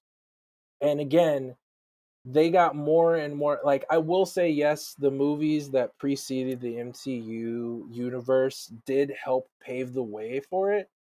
But as I've been stating throughout this whole podcast, I'm 99% it's more of a byproduct of geek nerd culture becoming pop culture. That's what drove this shit home. But it's okay. I feel like it's a chicken and an egg Chicken before the scenario. egg, yeah. I Yeah, get right. it. So it's like, did these movies and did the rise of video games, was it them that made nerd and geek culture cool, or was geek nerd culture cool enough to bring these to rise, to increase the video game sales, to increase movies about that culture? Right. I don't know the correct answer here. Yeah, there honestly I mean, there being a isn't nerd, one. being a nerd, I'm gonna say, oh, it's just so unfathomably fucking awesome that it finally is now in the It's limelight here like and it I'm kind deserves. of pissed. Yeah, I'm kind of pissed cuz like the children are getting the fruits of our woes and labor. And I was Something just else like, might. Who knows? Maybe 20 years from now, people will be fucking tired of superhero movies, and they're like, you know what? Screw this, Dad. I'm playing football, and you're like, no. no, dude, there's I no don't know. fucking way. I'm telling you because it's just too lucrative not to. Like, parents are now encouraging their kids to play video games because they see fucking 16-year-olds winning $1 million and shit for playing a video game on Fortnite. Like, when us growing up, it was basically like, oh, you're never going to make money, you're never going to make a living off of that, blah, blah, blah, blah, blah, blah, blah. You know, the whole rigmarole that everybody has heard before. But now it's like, well, I can get a college scholarship off of playing this video game. I can get sponsored before I hit 21 and make more money than my parents and then go into the workforce if I do. Basically what Korea has been doing for a long ass time. Now America is like getting on the bandwagon, and that's just with video games. We're not talking about, like, you know, anime, comic books, like regular book adaptions that are actually good, that people have to care about the source material because they know there's a huge fan base that follows it, and if they fuck it up, they're not going to make a return on it. And you are correct, it's almost, it's a chicken and the egg scenario, but without that, I wholeheartedly believe that we would not be in the state of cinema that we're in right now, because that also brought in the fact that people who are making original content have to know that they have to bring their fucking A game when they step out, or it's done. It's a wash. Because there's so many things that they have to compete with. There's so many different source materials that have such a heavily garnered fan base that if they're not swinging for the fences right when they show episode 1, 2, and 3, they're done. Season 1 canceled. On to the next. Yes. I mean, I completely agree. In my mom's credit, when she told me that I could never make any money playing off of video games, she was right because I was playing like Animal Crossing and Pokemon. I mean, you are correct. I don't know if there's wa- any tournaments for Animal wasn't- Crossing and I wa- Gathering shit. No, yeah, there wasn't any money to be made. I wasn't playing any MLG games. Like the only MLG game I played was like Halo 2, and I was nowhere near good enough at that to make any money. No. I've barely scratched the surface on like Cal O League. I do- CS. Yeah. I do worry now that in being like I am very far removed from it because I'm not going to have a kid that's going to be faced with this type of decision or be tempted to do these things for 10 15 years, right? So like it's not even on my radar right now, but I wonder what all the 10 to 15 to 18-year-olds, like all the kids that are seeing the rampant success of YouTubers and Twitch streamers, I wonder how many of them are trying to make it, right? Like, is that the new gold rush? How many are sacrificing? Shit. I can actually yes, that is the case. Most God damn. Oh, can I take this one, Dean? Can I take this real quick? I guess Real- we're Yeah, going go. on a hell Real- of a tangent for no reason, for sure. So Just cut it. Oh yeah, No, thanks, man. it's not gonna be a hell of a tangent. Like, just to your question, Jordan, 1,000,000% yes. Put it to you this way, like, me and Kim, we don't let the boys watch YouTube all that much, but when they do, they watch who is it? Colin and Key, brother and sister, and then like they found somebody on Amazon that's like Family Game Night or whatever. Like, they only watch those three on YouTube, and Mhm. straight up after that, one of my boys, he literally will record himself doing anything and basically pretend like he's a YouTube. He's like, "Hey everybody, blah blah blah, this and that," on the phone, on his Leapfrog tablet. Before that, he would record himself like he's on YouTube videos and like have just multitudes of videos of him doing anything. And I'm just sitting there, and I was like, you know what? I can't even like say that he shouldn't do that, because again, an 8-year-old last year made, what was it, 5 million, some obscene fucking number An from YouTube 8-year-old's videos. parents made 5 million.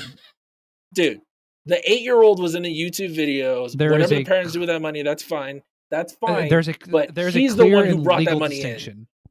in. Yes, I know. I get it's it. gonna be real interesting to see what these kids are gonna do when they turn like 18 and all that money was spent by their parents from when they were like 5. Yeah, and that's what I mean. I'm waiting to see And what that whole culture is gonna be like. yeah, This isn't and going to be a terrible tangent. it's gonna be Sorry. fine. I'm gonna cut it right here. Look, what I'm saying when it comes to that, and your question, Jordan, is like, most of the youth, it's a double-edged sword, because in this day and age, they see that literally anything that they have an interest in can be lucrative. It's how they market themselves. But on the flip side, that makes it to where they will put all of their eggs in that basket, and if it does not come through, they're done. And then it's the whole mental state of like, well, it'll turn around eventually. Like, all I gotta do is keep pushing this, instead of like, focusing on school, focusing on a career, or getting a job, anything like that. Why would I get a career and a job when I see all these people making money off of just being Instagram models and promoting products, or just making YouTube videos about them doing stuff that's funny or people are interested in? That's where it's getting to, and I'm scared and excited, but mostly scared because I have children. Yeah, you're a hell of a lot closer to it than I am. Oh my god, and I see it every day. Godspeed. So back to Spider-Man. I have a question about the opening sequence. Did they add in the Hold on, Marvel before comic? before you do that, just for my own sanity, give me 1 second. Mm-hmm, mm-hmm. Uh-huh. Okay, now I'll know when to edit it too. Go ahead.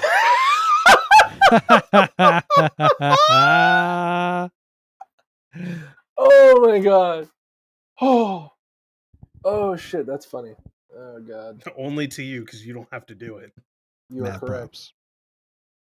Okay, so in the very opening part of the movie, even before the credits, did they add in that Marvel comic scroll after the fact, or was that actually a thing in 2002 as well?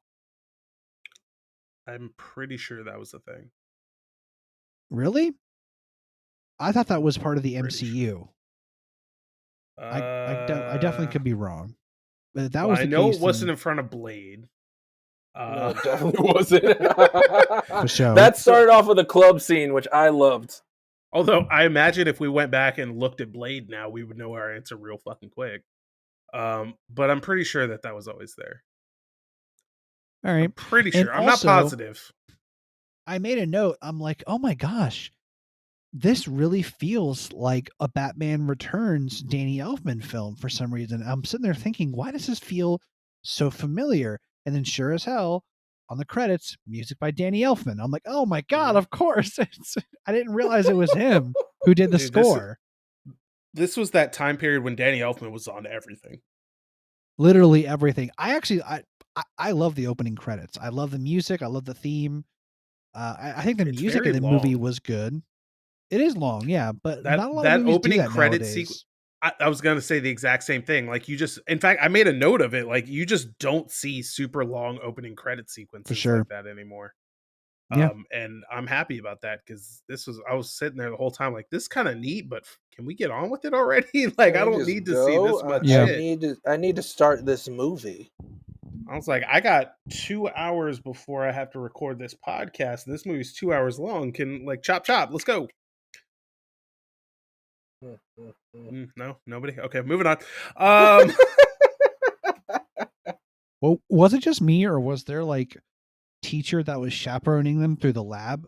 Fucking terrifying. What? He I was need just you to clarify that real quickly, Jordan. Yeah. he was just such a hard ass, and his lines that he delivered were so menacing. Because like they were just screwing around Interesting, and Jordan. talking the Why do whole you time. think that they came off so menacing to you? Because he was like when Flash was like was bumping when Flash's friend, whatever the hell his name was, like bumping Peter Parker and they were just chatting and stuff. He walked over and like menacingly he was like, why don't we come over here and talk about how you can be quiet? Or something. Like he said something along those lines, and it was just like, holy shit. I don't know. First of all, you're he was like talking about what he said to Harry. Okay, yes, thank you. It was to Harry. And I thought it was funny, but I'm like, damn, this guy's intense. He's a hard ass. The next person who talks will fail this course. I kid you. There we go. That yes, that's what kicked it off. I'm like, damn. Yeah, baby girl. That's right. There we go. She's inside the house behind pane glass, by the way. It's got them lungs. Trying to tell you. Oh, that whole kind of sequence with it going through the science lab or whatever it is, that was kind of neat sequence. I like that. I did like it. I actually, my dumb smooth brain when I was younger didn't realize that they were setting up all of his future spider powers by going into the different spiders abilities individually. I was just So like, ham-fistedly too, spider dude. Yeah, seriously. It was. Like It's after like, he this gets is why he's strong. precognition. This is why he's like after he gets bit and he moves away, the monitor's like new species. I was like, oh come on, man! Like this is Jesus Christ! Just fucking beat me over the head with setting it up. Something else too. He didn't crush the spider. I think if I remember correctly, in other Spider-Man movies, he kills the spider after he gets bitten. In this one, he didn't. So no one else ever gets bitten again by the same spider. Dude, spider bites aren't that common. Maybe they just catch the spider later. I will say that it was fucking weird that the spider's just up there in the rafters doing its spider thing, and then all of a sudden goes, That's a tasty looking hand down there. Let me just web down to this hand for no particular reason. Oh man, look at that skin. Do you moisturize? He's just an alpha spider going after that beta male, dude. Look at this Jesus nerd down Christ. here. So He was a Flash Thompson spider. I'm curious, especially you, Jordan. John, you might know this, but I'm kind of banking that you don't. How do you think that scene plays out in the original comic book? The spider bite theme, a scene. Yeah. Because I'll tell you this is not accurate to how it actually happened. But how do you think it happened? I think it happened more or less the same way. Maybe the spider came from a different angle, or maybe Peter stuck his hand into a tank or something. I don't know. Okay. Peter's just like, fuck, I'm so smart. I can handle these fucking. Ow! Oh, I'm sorry. Look at this dumb fucking spider. Come this here. Dumb smooth brain spider. Come on, man. Dumbass. What do you think, John? Didn't the scene in the comic book the spider lowered down in basically like a plasma ray and shit, then bit Peter, and then he smacked that motherfucker dead, and then he fainted, right? That's pretty close. So in the original comic book, he's actually going to a demonstration on radiation with his classmates, and the spider just kind of happens to go, oh, let me just web down to the floor, right? Oh shit, radiation! And it lands in Peter's hand. He's like, oh, look at this spider. And it says, let me see. I'm going to quote this for you exactly. Accidentally absorbing a fantastic amount of radioactivity, the dying insect, in sudden shock, bites the nearest living thing at the split second before life ebbs from its radioactive body. Ow. I mean, I totally get that, and that makes 100% sense. Like in death rolls, yeah, bite some shit. And so here's the thing, and the reason that I bring this up at all. One, I think it's interesting that in the original story, the spider just happens to be there, it has nothing to do with the plot, whereas in this one it's central to the reason that they're there. But also, but also in the original story, it kind of makes sense that Peter would be like, oh, this fucking dumb spider just bit me. Let me, God, I kind of feel, I need some air. Let me just get out of here real quick.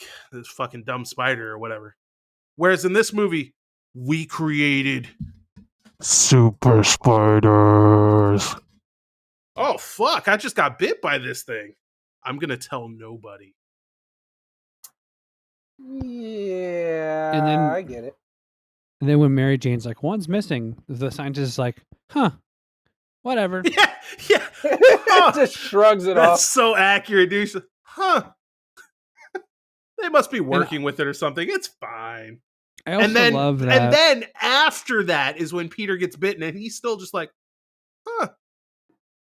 The most unrealistic thing in that entire sequence is after it, when he comes home and he's all disheveled and he goes into his room and he's like on death's door.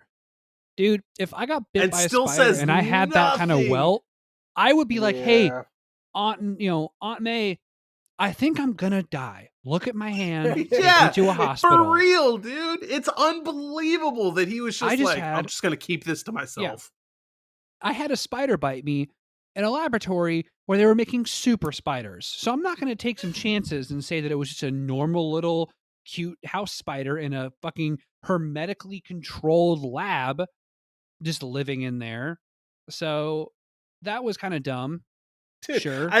I love that they went from this kid is so smart. They all by himself. He invented web fluid, which is unlike anything the world has ever seen, and put it into little canisters that he can use to create different kinds of webs and swing across the city. 2, I just got bit by an incredible super spider, and I'm gonna tell no one. I'm probably gonna die. There is a difference between intelligence and wisdom. Dude, yeah, there's also a difference between intelligence and dumb as hell. Straight up stupidity. Like, that's not even street smarts. smart That's people- fucking common sense, bro. Smart people can do a lot of dumb shit, you know? Like, he's intelligent, but Yeah, wisdom smart people are tells you people to too, seek but help. come on. Yeah. Dude, that's not wisdom. That's like, Yes, I'm it gonna is. fucking die. It's like- Anybody who's like, I'm gonna fucking die. You don't need to be He rolled a wise constitution to go, check. He passed it. You're stupid. dude, you don't need to be wise to be like, I just got shot. Let me call an ambulance. That's just inherent knowledge that you have.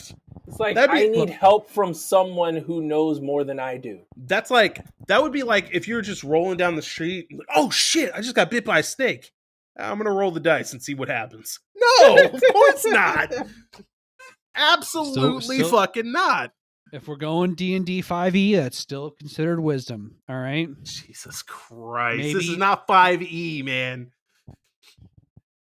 You want to Speaking talk about the alignment chart, or Yeah, where do you think that? No, we're not doing that. not again. yet? We'll get into that later if we want to just trail off for another hour. We're super duper not going to get into that later. So yeah, I mean, beyond how I found that bafflingly stupid, but I'm just going to let that roll for a second. I mean, I did as well. I didn't find that necessarily very smart. And then, as the movie kind of rolls on, he just keeps looking at it like, man, that's really like nobody looked at his hand during this entire section and was like, where the fuck did you get that big ass boil from, man? Nope. Not And a then out of single nowhere, soul. Afterwards, he has like fucking abs and he's just jacked.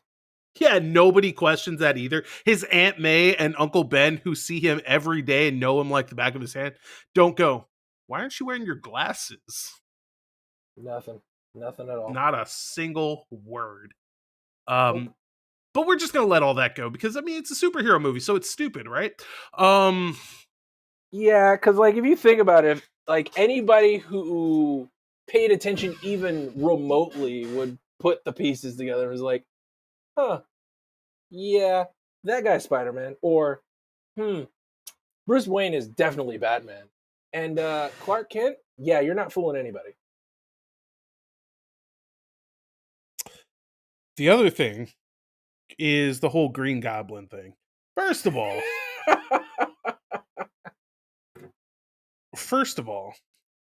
you mean to tell me that he has, in his own words, an entire staff of scientists that are totally on board with moving forward with human trials. He picks the one guy who wants to take it back to formula to help him do it on himself? Really? That seems like that makes sense. Okay, we'll just roll with that. Hey, give me that thing over there that I need to make this work. I'm gonna drink the entire bottle, just down that shit like a shot of vodka, and then smash it on the floor for no fucking reason. That part made me laugh though. For science! He was just like, go. Boom, let's go, baby. Oh, it's cold. Oh my god, the ooh, it's cold part was fucking hilarious. You're right, because Oh he had my just gone so God. alpha with the glass. I know. It's cold. Which is such a Sam Raimi thing to do. Like, that's when I was still kind of like, oh yeah, this is definitely a Raimi movie.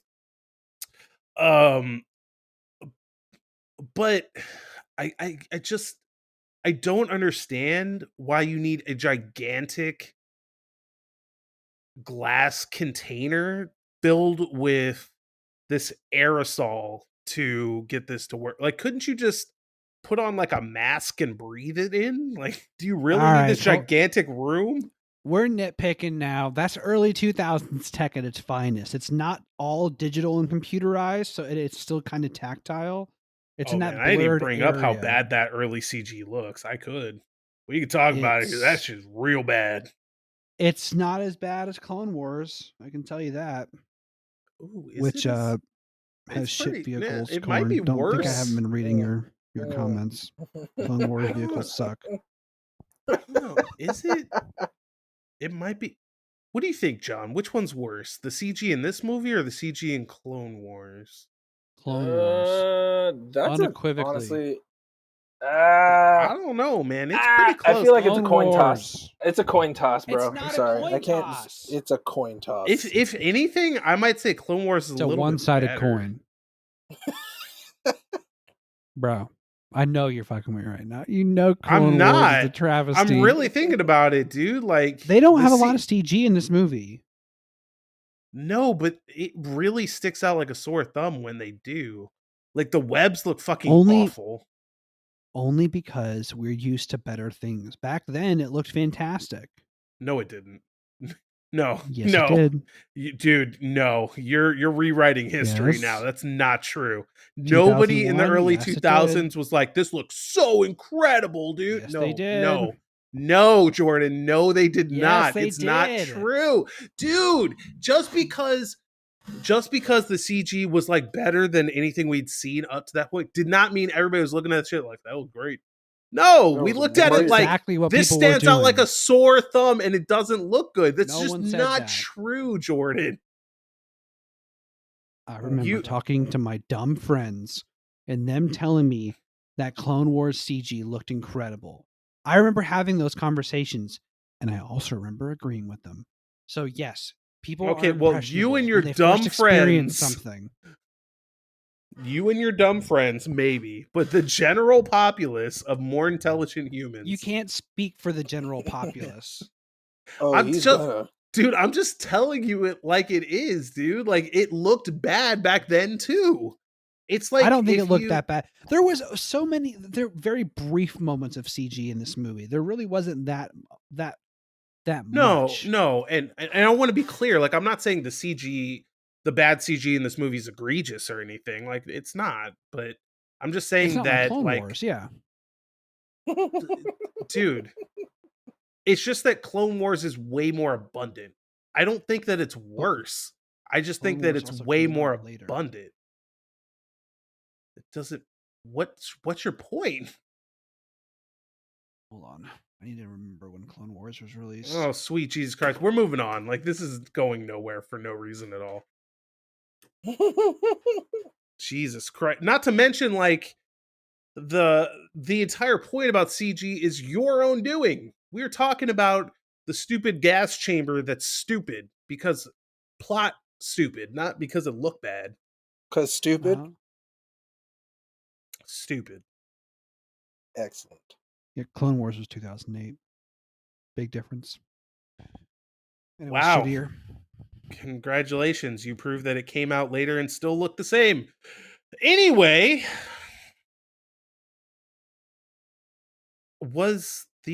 here's a question for you.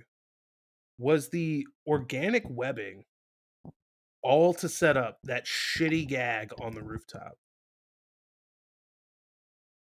Which one?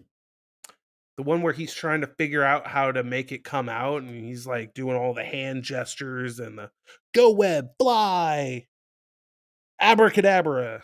Yeah, that shit. I don't think it was all to just set it up, but I think that probably came quickly after making the decision.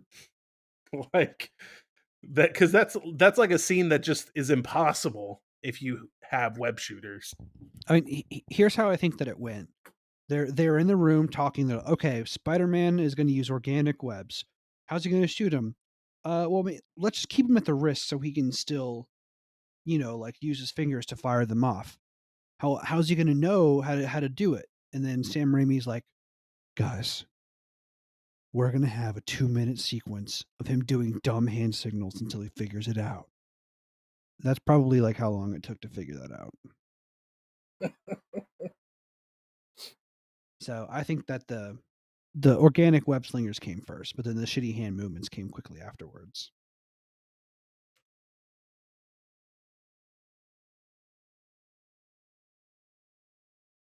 Moving on.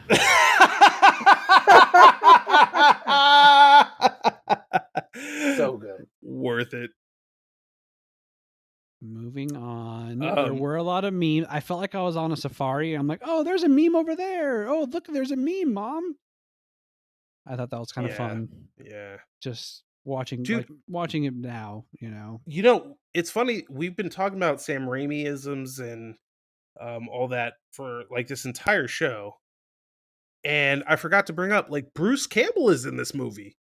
I totally forgot that Bruce Campbell is in this movie. What? Where? He's the announcer at the wrestling match. Oh yeah, he is. Yep, definitely. Oh, wow. It's like, I didn't recognize him. It's like, because he was like, when Peter told him his name, he's like, no, that's a stupid name. The Amazing Spider-Man. Oh fuck. Oh. Yep. God. Yep. That's how he got his name. Ring announcer came up with his name too. Yep. You're welcome. And speaking of the wrestling match, dropping some racy jokes in the ring there, Spider-Man. No, Racy. Very, very Spider-Man to talk shit on a group of people like that. That's very cool, man. Taking a step back, I like how the morning after he got his powers. Oh, we're just not gonna address that very non-Spider-Man thing to do. Okay, cool. What you got, Jordan? I mean, what's up? Yes, of course. Yes, he wanted. Yes, whatever. Awkward writing, and it doesn't age well. But the morning after he got his spider powers, and he's doing the whole mirror scene. And, oh, I have muscles. I don't need my glasses anymore. And then he looks down, and he's like, made some kind of comment about like, oh, things have really changed for me, or something like that. Big like, change. Yeah, big change. Big change. Ooh. Yeah. Like he just get it. Like he just pulled his boxers forward, like, oh, ooh, that's a nice. These spiders gotta know what's up. Whoa. Can you imagine if he did that though? He's like, oh shit, I want everything like a spider. Come on, man. I don't know what a spider peen looks like, so I can't. I can't imagine. Spider penis. Oh, you know, Jesus. I was thinking about that. Search history forever. He got all of these amazing benefits from being bitten by a spider, but why can't he like only eat bugs? Or like maybe his like ass got real big or something because he has what? Oh yeah, because like that's the thorax. Because yeah, exactly. Like, why is there no downsides? Why is there no downsides of being bitten and mutated genetically by a spider? I never got that. I mean, in the animated series, they made it very clear that they definitely there was downsides when he started growing extra arms and shit. That was cool. I know. You were saying something, but this article. Oh yeah, sorry. I thought this was the Onion for a second, but no, it's not. No, that's a real scientific article, homie. Ew. You want the follow-up article? Nope. Why would you gains fighting power? All right. That's a tough trade. You can never reproduce, but you become Spider-Man. Worth it? Detachable penis. So remove your penis, become Spider-Man, but you would lose your penis and assuming all sexual inhibition and drive. So ladies want you, but you never you can never commit or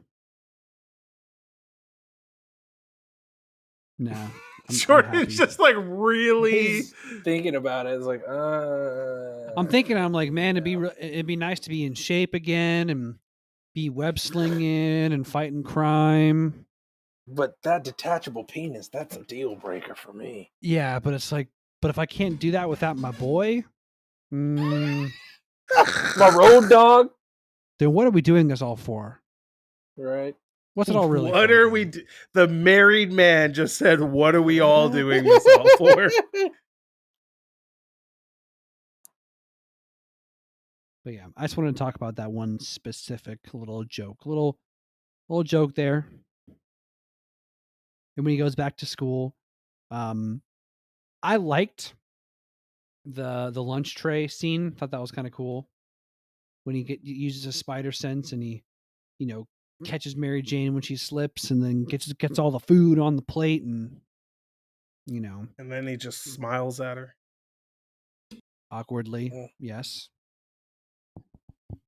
He's coming into his own. Doesn't know what just happened exactly. So he walks away awkwardly, stuck to a tray. And he takes out Flash and he fights him after that. Takes him out in one punch. And they call him a freak, which I've never seen someone get their ass kicked and then their response is, "You freak." Like, I've never seen that in a fight. What an alpha move. Yes, Yeah. what a Rocket League move, man. You lose and Oh my still talk God. shit. The most. Next time I lose, I'm just gonna that's gonna be my quick chat. Freaks.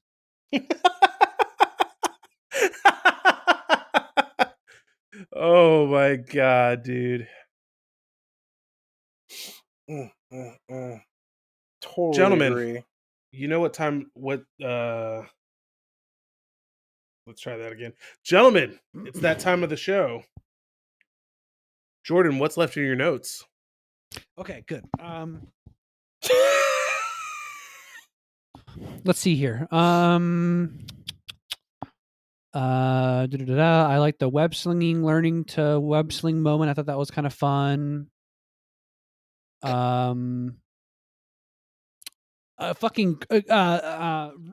Bonesaw getting a crowbar. I don't know if I've seen a crowbar in wrestling before, but That was so savage, dude. yeah, Randy we'll go for Savage. it. So I thought that was fun. Oh, when the cage came down, the random guy in the audience was like, "Cage!" Cage! He He's just so yelled stoked, cage. dude. Surprise cage match. Love that. I actually did make a note where he just had his suit automatically. I'm like, where the hell did he get the suit so fast? I was after the wrestling arc and after the Ben arc and everything. At the same time, I was like, why did it take him so long to get the suit? Yeah, definitely a big difference there, right? Jameson is incredible in this movie. Every scene he's in is hilarious and just absolutely on point with his character. I think he's Dude, probably one of the best adaptations. 56 minutes it took them to unleash the best character in this movie. Really, 56 minutes. That cultural appropriation, that the dress that MJ wore at the community day festival or whatever, the Unity Day, What? like that'd be kind of called out now. She was wearing a can't remember the name of them now. The kimono, is it a kimono? Oh, Like I don't the know. It dress just that looked like a dress to me. no, it was a specific like Japanese or Chinese dress. I don't know. It just that kind of they wouldn't do that nowadays. They wouldn't. Oh, All right. Stan Lee had a brief cameo in that Unity Day festival when everyone was running around panicking. He was one of the people that was like, "Oh," like 2 seconds. Saved a kid. Less than that. Did he saved a kid? Yeah, yeah. Yep. Oh, I missed. I don't remember that. I just remember him running away and yelling. I must have blinked. So we found yet another movie that Jordan didn't actually watch. Nailed it. No, I promise I haven't. These aren't just spark notes. What This type time. of fucking bomb can the Green Goblin have that just flashes and disintegrates people? What the fuck was that? More They didn't wanna importantly, They didn't want to show too much blood. it disintegrates normal people, not Spider-Man. Yeah, very specific people. That was weird. Set your goblin bombs to vaporize. Yeah. I liked how William Dafoe had, I like how he played off the duality of the goblin. I liked the mirror scene when he was talking to himself in the mirror. I liked that. I thought that was really cool. Strong Dr. Jekyll, Mr. Hyde vibes there, of course.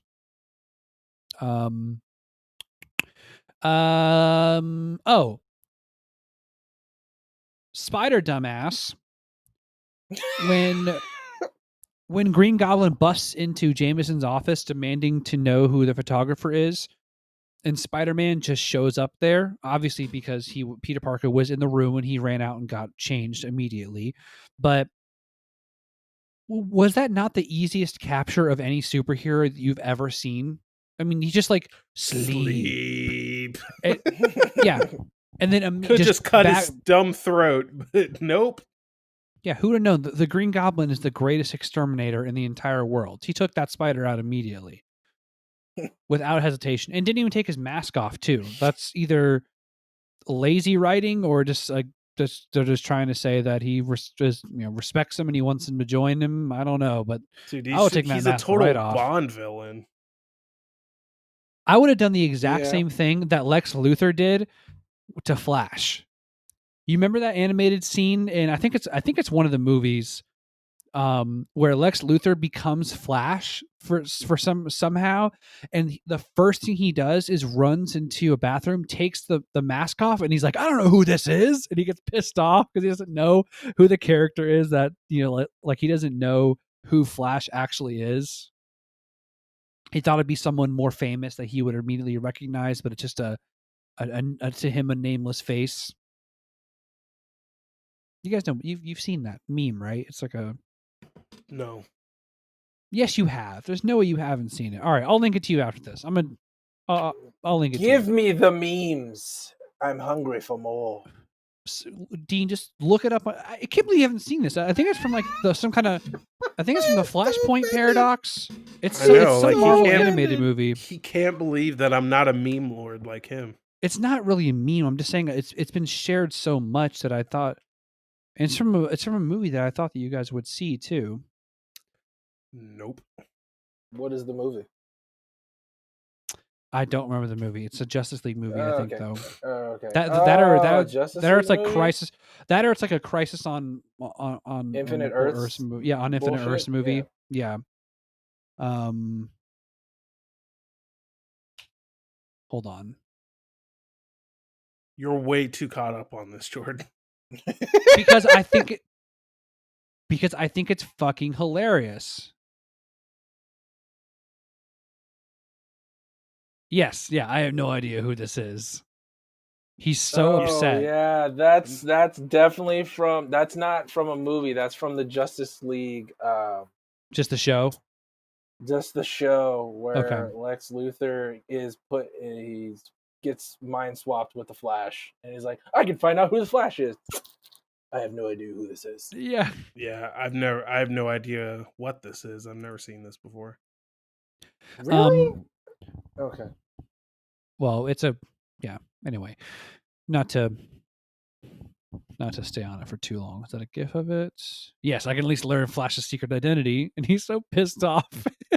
Because Lex Luthor, I love it. He's like, if I get nothing else, and he's like, fuck, got nothing.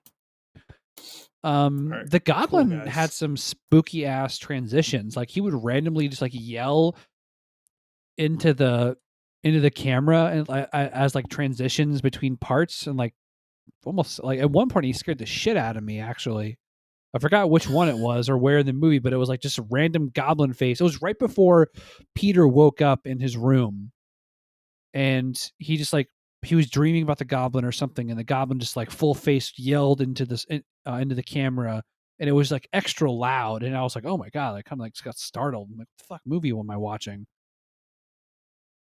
I liked the fact that he was almost caught during Thanksgiving. I thought that was kind of fun. That was a fun scene, right? Where he was on the ceiling and then the blood drops and then he hears it. That terrible CG blood is so good. So dude, it looks like best. red A1 sauce, bro. It looked really bad. Still not as bad as the Clone Wars. Which is that 6 a years single negative word from Jordan about this movie? I can't believe it. I haven't been totally positive about it. I think it's a middling movie. I think it's good. I enjoyed watching it. Sure. I don't think it's the best Spider-Man movie, but I think it's good still. Definitely. I would rather watch this movie than both of the Amazing Spider-Man movies. For sure. Oh no! Stop it! Stop. For sure. Whoa. I would definitely watch this over both of the Amazing Spider-Man movies. Shit, for sure, bro. Wow. Jesus Christ. Yeah, I'll say it again. Nope. Don't. Yep. Hey, you edit out this fucking shit. Don't You worry edit about out it. So Jordan's off the show, and it's just you and me now. So what's going on, John? How you doing? It's great. I'm doing great, man. How you doing? Fucking So crazy people out there, Um, man. Talking about Ant-Man- they see the first Spider-Man rather than the Amazing Spider-Man. That's just ludicrous. what kind of idiot would say that? Yep. Jesus. I mean, I did everybody's like entitled to how- their opinion, but goddamn. I did like how Norman comes to the Thanksgiving or whatever and calls Aunt May Aunt May. Yeah. Because everybody knows Aunt May as Aunt May. She's not my aunt. Don't need to be. Aunt She's May just can make Aunt a she can make a mean turkey though. But I had flashbacks to Thanksgiving. I was waiting for him to pop out of that turkey. That's disgusting. I thought that it was accurate that the Goblin or Norman would have figured out who Spider-Man was, because it's not like he made it very fucking difficult. I thought that was very accurate. They never do. Like, no superhero does, to be honest with you. People just don't pay attention. I made a note that says hospital payphones must be so gross, and I said ... ew. Slow-mo explosion shot. The slow-mo shots in this movie were really cool. Him dodging the spinning blades. That's an iconic shot from this film. That was pretty cool, yeah. Yeah, that's an iconic shot from this film. The slow-mo explosion when they're on the bridge, that's an iconic shot. A lot of cool slow-mo stuff. I liked when he was taking it way back to the beginning, when he was fighting Flash, and it was slow-mo. Oh, where he was like looking at his fist. Yeah. Yeah, that's a cool scene. You know, that was done really well. Like how time moves slowly for him, like because people are like way slower than his perception. Yeah, he's able to process it so quickly that time feels slower for him. He can react so much faster. Yeah, and that's like also goes back to a lot of stuff with the Flash and like how he must have a horrible existence because he thinks so rapidly. And everybody's like he's basically waiting for everybody to catch up to him. I have never thought about that. Dude, it is I have never thought about that. The worst existence that I could ever imagine for such amazing powers. Like Flash with the Speed Force probably has some of the best powers in the game, but like the caveat of basically every conversation he has with anybody is like you're talking with someone who has basically like borderline dementia because their words aren't coming out fast enough and you're just thinking like a million miles a minute and you have to wait for these people, everyone around you. That's brilliant. I've never thought about it that way. You're right. That must suck. It sucks fucking dick. Like even Batman, who's quote unquote like the smartest guy in the room, like the Flash is still waiting for his ass. Because there's a lot of scenes where Batman like calls the Flash or talks to the Flash, and the Flash is like doing a whole bunch of different things, and Batman's trying to just relate some very rudimentary information to him, and he's just like, "Sit the fuck still." I was like, "I can't." You know what? Actually, I remember a scene in Young Justice where I think it was Wally and it was Wally and one of the other Flashes. I think it was Kid Flash, because Wally Kid Flash. It was two Flashes. It was Wally West. Who's the other Flash? Roy Harper, Tim Drake, Biddle. Bart Allen was the other one. I remember there was a scene of them talking, and to them they were talking normally, but when it like goes to the perspective of the other characters that were listening to them, they were talking like chipmunks, super fast back and forth to each other. And I was like, "Oh, that's super creative." And they're like, "Hey, slow down, slow down." They're like, "Sorry, we're just talking." Dude, and like fucking Young Justice is one of those cartoon series that I'm glad Incredible. that they. It's so good. Incredible. It sucks that if you think about it, a lot of good cartoon series they fucking fell off because everybody in that day and age was like, if these can't make us money off of toys, they're hot garbage. They're dog shit to us. There's Mhm. no point in even making any more episodes, and that's what happened with the Teen Titans, which was probably like The original Teen Titans the original Teen Titans from the Yeah. Cartoon Network eras. Like, was is great. probably Yeah. the pinnacle of their cartoon run. Like, such really good stories, like from start to finish, and like brought a whole bunch of DC Mhm. characters to light as well. Young Justice to me has always been such like I think that Young Justice is one of the greatest animated superhero series of all time. I hold it in such high regards Yeah, personally. I think it's phenomenal, absolutely it's phenomenal, and the so fact that good. the way that they ended it, it's only 2 seasons, and there was a rumored third, and I don't think they ever got around No, to there doing is it. 3 seasons. Yes, they did. There is a third season. I've watched it already. You need to watch it, dude. Get HBO Max Is and that a get on that DC? shit. Was that one of those like it was exclusive to the DC streaming service I think when it so. first Yeah, came out? Is that? because I think that's why I yes, missed it it. was, and then HBO Max picked it up, They and then also go ahead. well, they were canceled like earlier, Yeah, they really didn't get to flesh out their whole second season. The way that they ended their second season was incredible. What they did with the yeah, time that they were given and the time jump between the first and the second season and all the changes yep. and the character development. Dude, I can go on for hours talking about Young Justice because I Fits think it is so well. It phenomenal. fits so well, and like how like the characters seem super fleshed out. It's like they Yeah. weren't just superheroes. Like they were just like you knew they're actually like young adults like dealing with some hard hitting issues, and like the fact that they actually killed off characters and like they had to realistically Ooh. deal with the grief, dude. It was It amazing. so damn good. I know. So one last thing that I wanted to talk about with the movie is Green Goblin's death.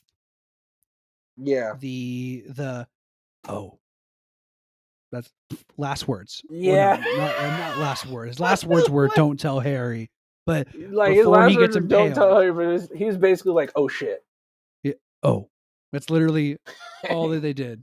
Like you didn't think he'd Yeah, fucking jump over it, you idiot. exactly, dude. I touched upon that like earlier on, but like it. Mm-hmm. That's why I thought it was stupid. Like you weren't rewarding Spider-Man the victory for his intelligence. You're rewarding it for the villain's stupidity. Like And that I get yeah. it. It was a last ditch effort to like screw him over, but like you didn't think that through, Yeah, especially and with that how yeah, quote unquote intelligent you were supposed to be.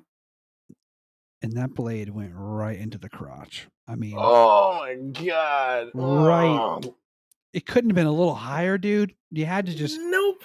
And it was eviscerate the 3 of them crotch. too. Like, dude, everything in that area is just done. Everything is done. Yeah, I mean, that was I rough. I really loved like the whole thing of just like don't tell Harry. Well, I think that we should move on to ratings. I think we should talk about our ratings and what we think that we give the film.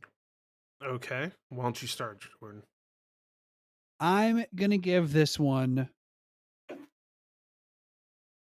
I'm giving this 13 little hang loose web slinger motions out of 10. I think it's a great movie. Had a lot of fun with it. It does have its hiccups, but it has a lot of charm, a lot of heart, and where it falters, I think just adds to the overall character of the film for me.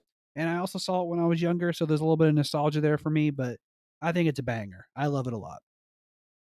Yeah. All right. Not bad. I give it a 3 out of 5 flies caught in the spider's web. Yep. Yeah, I mean like those it almost got all the flies, but just barely missed the mark. You know what I mean? So close. by missed the mark, I mean they did a lot of bad shit that they shouldn't have done and just stuck with the source material. I Steve? think I'm going to give this one a.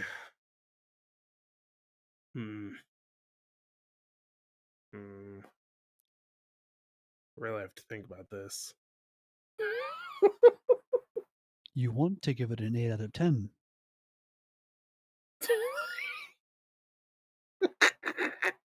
This is not the rating you're looking for. I think I'm going to give this movie out of a good movie. As always, before we go, remember that you can catch the show live every week on Twitch an entire week before it goes live on all other feeds, as well as submit your questions and comments for us to read live on the show. If you're listening to this after the fact, follow us and leave a review on your service of choice. And don't forget that you can chat with us anytime over in our Discord server. You can find all the relevant links below. And as always, have fun out there, guys.